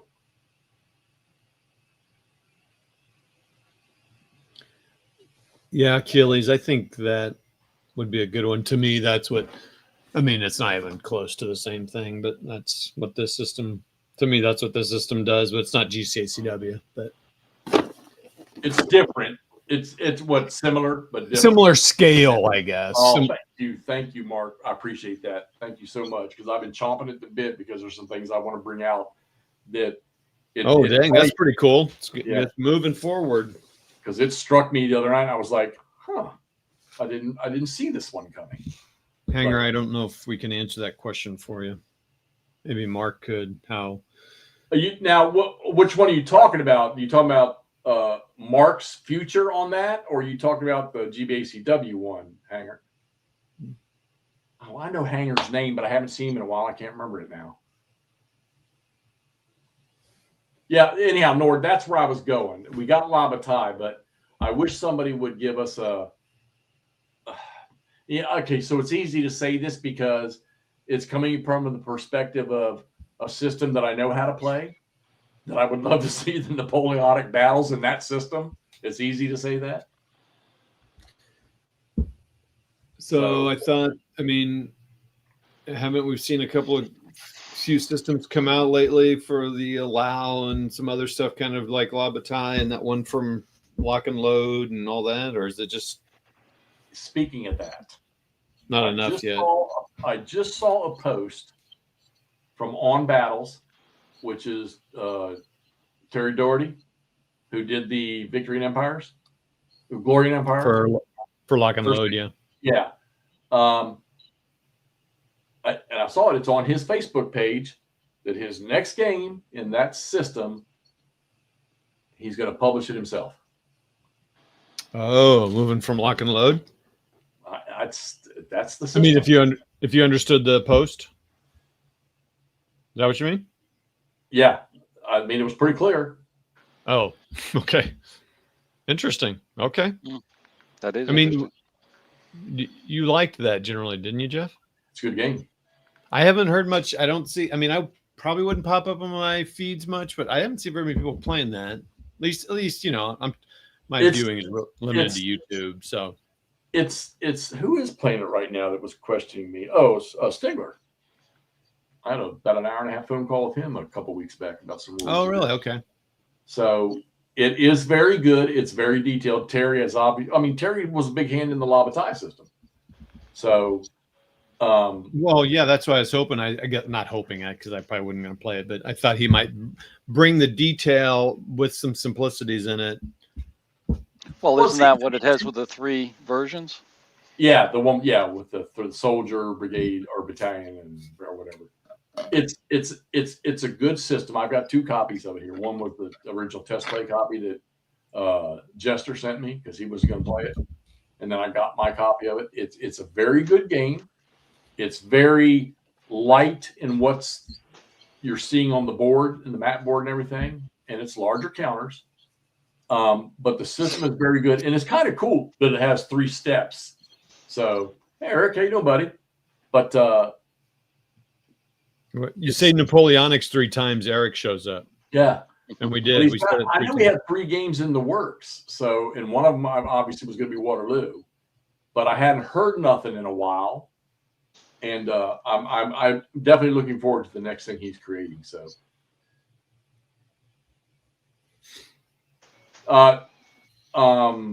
Hanger, I will now that Mark has allowed me to do it, I will maybe I can do something tomorrow. Hopefully, give me a few days and I'll shoot some video on the new Army of the Potomac, and we'll try to get y'all some feedback on that because I have some interesting things about that I want to talk about that struck me here recently. It's different. Be interesting to hear your thoughts. Yeah, it's kind of I found it kind of like a precursor to something that else that's out there, and I was like, I didn't see this. So there's Andrew Son. What's up, sir? What's going on, everybody? What's up, buddy? Andrew's got a brand new computer, but we got to spend some time to get him hooked up and set up. And yeah, tech support is my friend. And by tech support is my friend, I mean my friend Jeff is tech support. Do we need to get you a camera for that computer? We bet we do, don't we? Brian's already sending him one, I think. Oh, is he really? We can figure that out. With that big warm-up money? Dude, he's a high-class gentleman. That's cool. I didn't know he was doing that. Anyway. Eric, you're not going live tonight, buddy? I would think y'all would be playing something tonight. I don't think he's not a Saturday night guy, is he? He's a Sunday and Monday dude, or Sunday and something else. Monday? They would have been playing tonight. I think Saturday's no, I don't know. Yeah, so it's been a good. Hope everyone appreciate everyone hopping on and hearing us chat about BCS, Napoleonics. Yeah. BCS is a keeper, guys. I'm just saying straight out, if you've got a copy of it, play the damn game, because if you like maneuver warfare and having to use granted, we use our brains with everything we play, I'm sure, but really having to put some thought process even before you move one stinking little counter, it's a good system to do that with. So I'll tell you, it's of all the World War II games that I've got, and you know how much I love EFS. This one here is at the top of my charts. So I love it. That's a different scale, though. Yeah, it's hard to compare those two. Right. McMurray, you need to connect with Nordic on tech support for 3D printing. I mean, so could Jeff. Oh, that's right. Yeah, it's Battle of Age of Reasons on Sundays. Right. La Bat on Mondays. Hey, Camp, you're playing through. Are you still going through Kernstown? Or are you done with that? First Kernstown's done. Yep, that's all Okay. put to bed. And He's playing McDowell right now. McDowell, yeah, that's a heck of a battle. You know, if you like hiking up a mountain and fighting at the same time, you'll like that one. You still going to be on GB on that game box for a little while? Do you think? I will, yeah, because I want to get through the 1862 stuff, both the expansion and the core. But there's not many. In the 1862, when I looked at it, there's only like 4 or 5 battles, multiple scenarios, but there's only like 4 or 5 battles in that in there. And I got to get on to some other ones there as well within GB, and also testing Gleam 2. I've got somebody now who's lined up to test with me. So that's looking really interesting, particularly with the Burnside Bridge stuff, the cornfield stuff. That they're throwing the kitchen sink at that one, boy. That's if that one comes out, right after stepping into hell, your mind is just going to be blown away. Between back-to-back games like that. Oh my god. Yeah, just going to be blown away with it. What was I going to say? God darn it! Thought just completely jumped out of my head when you made that comment. But then, Blind Swords and other stuff too. Black Swan. Mm-hmm. Too many games, not enough tables. Yeah, and we've got them at so many different tiers. So many different levels of play that I mean, it's unlimited, and there's just and they're not done. I mean, there's okay, I know what it was. All right. So first off, I want to go back to Mark's comment here. The apples and oranges things. Yeah, well, so Mark, after I emailed you last weekend and you responded back to me, that sort of jarred a lot of things in my thought process of while I'm playing that game. And now that I'm playing a maneuver scenario, I'm starting to see the picture here. So, okay, so somebody posted in I think it was one of the streams or one of the gameplay videos on YouTube. They were and I know Chuck plays it, and somebody asked me about Worthington's ACW brigade system, brigade game. Okay, well, you all know where I went on. I'm not going to. I'll never say it's a bad game, because the game components are phenomenal. Okay, it's very easy play. I wasn't getting anything out of it because I didn't see the objective in the game. To me, all right, could have been totally wrong, but I didn't see it. But somebody popped a very veteran player of other games. Popped a question on the other night about that with his son wanting to learn how to play. And let me tell you something. If you want to learn how to play ACW, that system's fine. That's actually a good intro system. That is more, I mean, would you call that, I guess we call that tactical? Because you're right into brigade. The fight. Yeah. So I think it's on the par of like a blue and a gray type of thing, just different mechanics. for it. But yeah, it's definitely could be an intro, Right. to the system. Yeah, I mean, I thought it would work pretty good. So, I mean, if somebody wanted to get into ACW at a light scale like it, the Rebel Fury one is also another one. If you wanted to get into something simple with a little bit of maneuverability in here, that would be good. Yeah. I was going to say there's more maneuverability and there's a little bit more complexity with strategy, but in terms of rules simplicity, I think Mark's done a good job with the simplicity of the rules. Good point, Mark. Unit facing makes tactical. I agree. I'm not going to lie, he's right about that. Some World War II systems pull it off without being a problem, but I agree 100%. I don't know. So what? All right. So Todd, since you haven't played a game in like 6 or 7 months now, Stop! I just played ASL on Wednesday. we don't count that because you didn't play with us. Okay. All right. So what are we going to do next? I mean,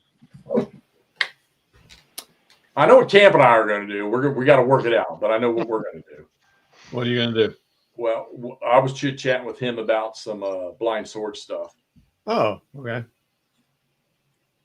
Yep. I'm supposed to start. Well, you're not going to care about this because it's not with you again. So I'm going to start a Holland 44 game with a local dude, Jerry. Sorry. You going to film any of it? Now, are you saying Jerry to meaning a slang term for the Germans or Jerry a buddy? Jerry a person. Jerry G. Well, I was going to say Gerry, but that's how you spell Jerry.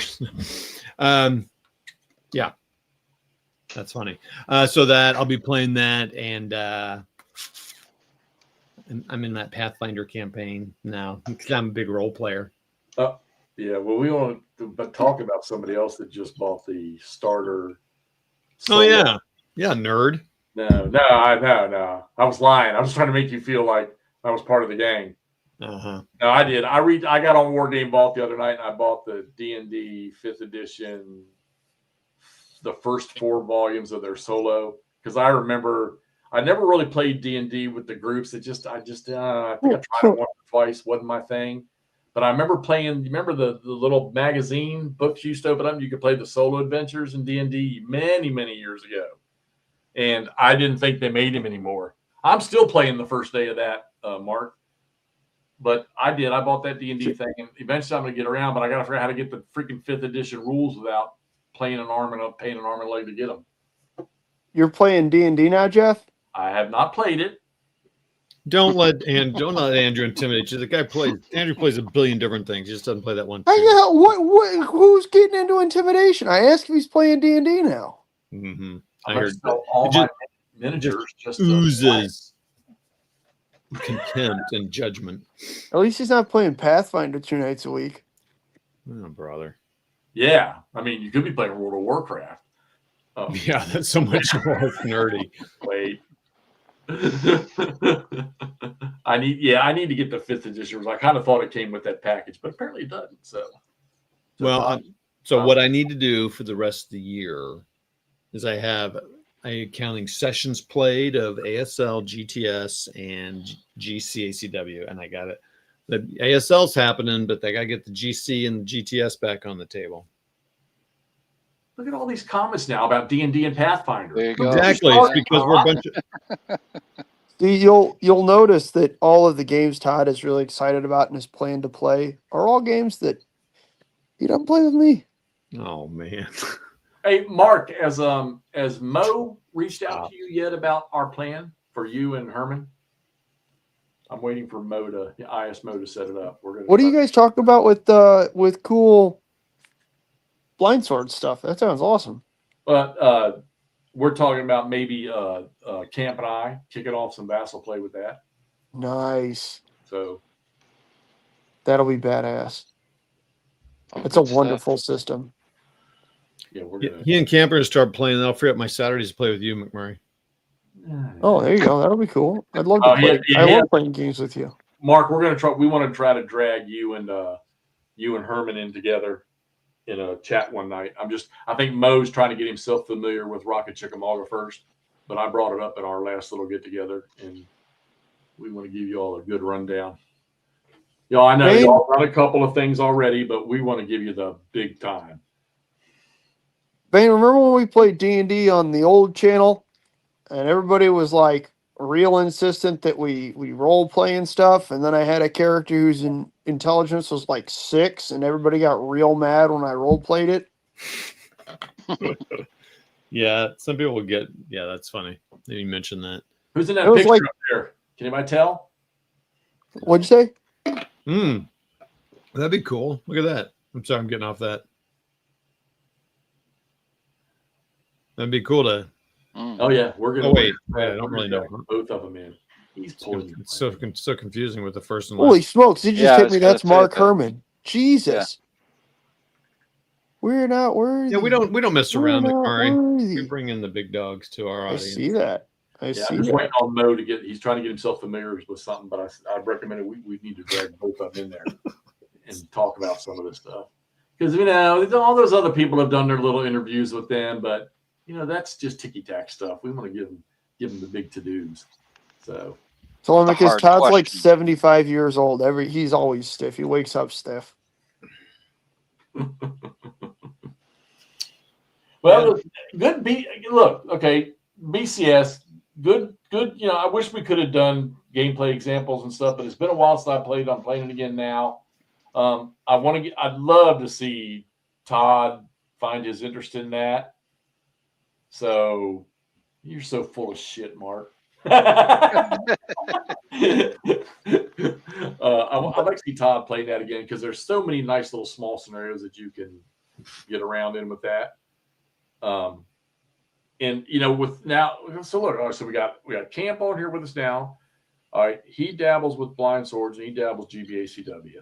We got Todd sort of messing around now in GBACW, and he the ASL thing he loves. We got Ross, who was big time ASL, and now he's big time GBACW, and McMurray, who has now messed around with Black Swan and blind swords. We're starting to build a great little caravan that touches multiple environments. Well, the problem is with poor old Andrew here. He's being Mr. Super Cop in St. Louis. His timetable is just not as available as everybody It'll else. slow down. It slows down in the wintertime. Well, yeah. I mean, I think that would be good. Like you and I were playing. I think it'd be good if you two played a blind sword game. Well, and I'm thinking too, Camp. I mean, I don't. Yeah. Was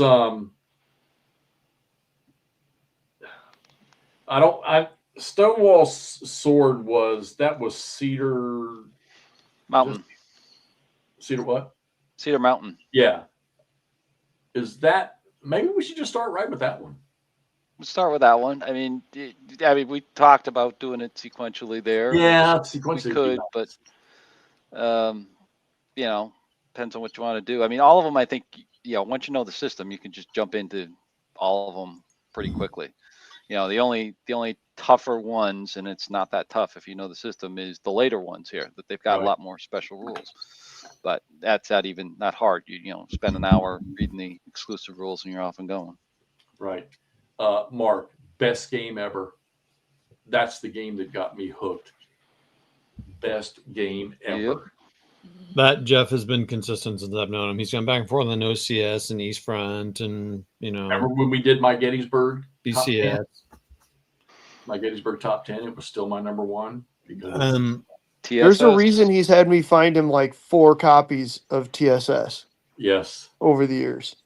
It's pretty outstanding. It's a good game. Everybody knows TSS. Everybody knows where they are when they've played TSS.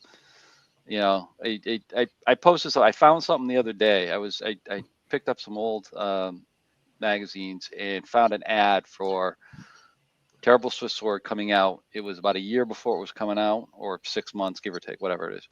And there was all hype about it. And I posted something out about it. And everybody was like, "Oh yeah, I remember TCS playing this and playing that, playing this." Everybody you talk to, everybody's got a story about TCS. so it's easy to think now that we play GBACW that, I mean, shoot, it's a no-brainer to go back and be able to play TSS because now, Mark, you test played the SPI version. I'm sure that's what you're referring to, not the one that I never played, and I have it I never played the TSR version of it. I really want to because I know there was a lot of changes in it. But I mean, come on, man. SPI's TSS is just it's the failsafe of gaming in my opinion. I mean, it's the granddaddy to me. I know I argued one night with Stigler that's what was the original. What was the first GBACW the SPI created? It wasn't TSS. I mean, wasn't that the one they released first? But was it the Kernstown one? What was the first one? Oh, that's pretty awesome. A young 19-year-old Mark Herman playing with Berg. Oh, Richard Berg. I tell you another one that's nobody talks about it. And I've got all three of them. Is when Berg did the SDI, the 3 SDI games with the turn continuation table. Now, if you want painfully long play, that's the system you want. But I'm going to tell you what, I think it's fun. I think the SDI games were awesome. So that was definitely, okay, technically the first in the TSS series. Okay, that's what I kind of thought that. But did they didn't release that though before TSS, did they? Wasn't TSS first?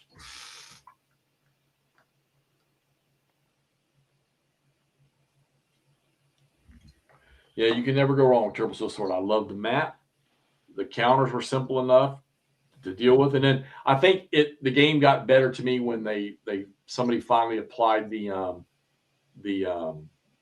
morale table instead of using their strength number. So, okay, cool. Yeah. When somebody put in the A, B, C, D, E morale table to roll for units and listed them in on the little charts you had for their strength, I think that made that game that much better. When the Iron Brigade was at A and you had to roll 6 twice to make them freaking rout. So, if they ever did. Yeah, if they ever did, right? Good point. You could reduce all their regiments down to freaking 1.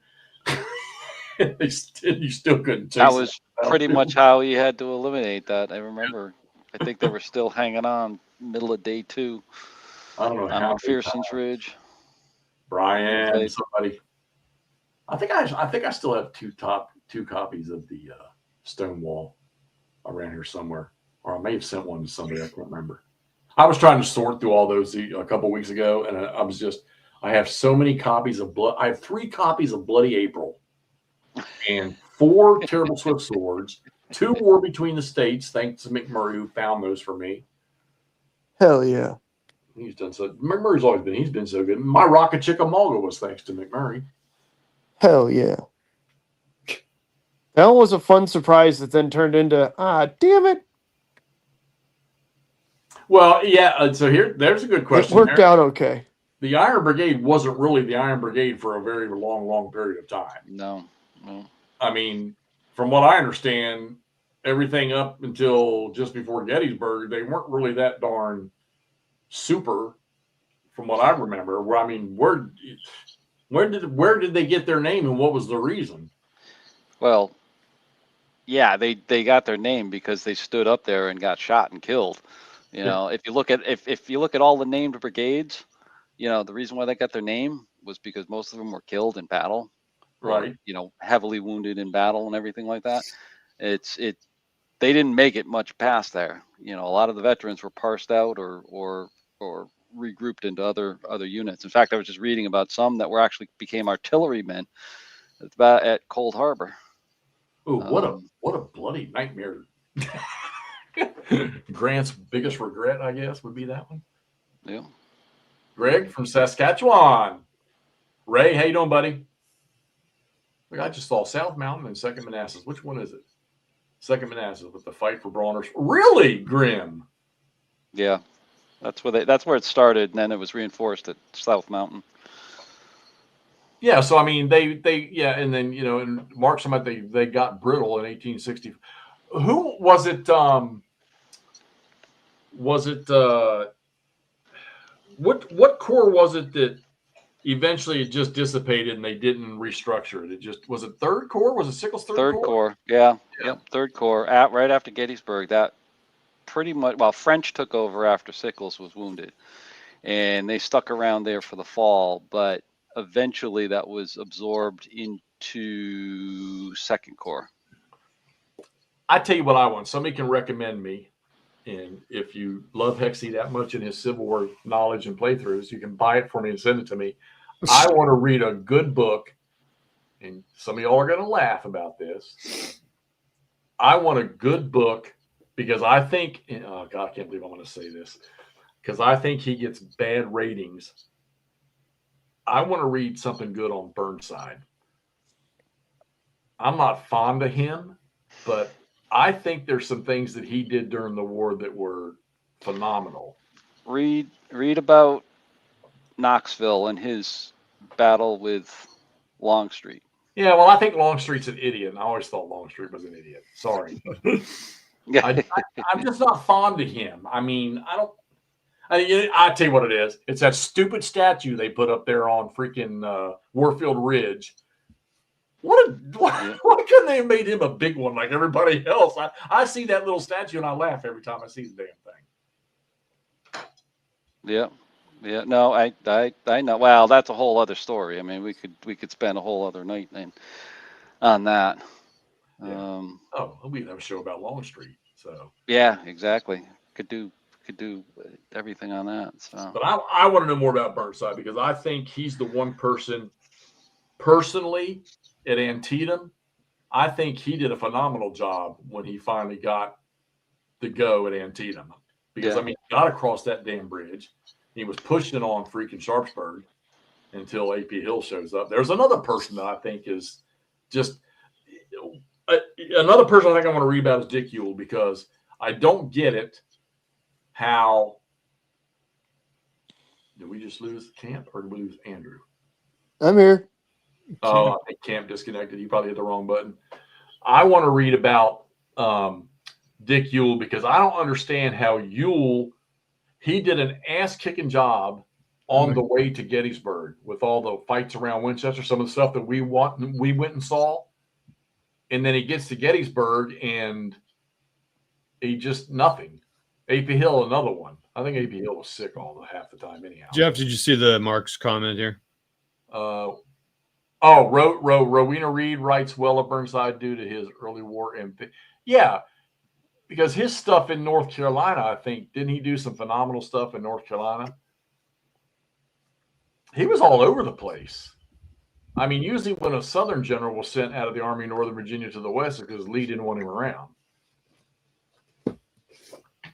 So, I wonder if we're getting these storms up that way. Camp's up on the coast up in somewhere up northeast. Let's see. All generals in the Civil War. Let's see. All generals in the Civil War to include Lee had good days and bad days. Yeah, I agree. But the main issue was it was easier to defend than attack. Okay, fair enough. Let's see. Burnside knew his limits, but so explain Fredericksburg to me. Why everything I see about him in Fredericksburg was he made a bad decision, decided to do it. Was he not pushed by Lincoln? There we go. Was it everybody pushed by Lincoln?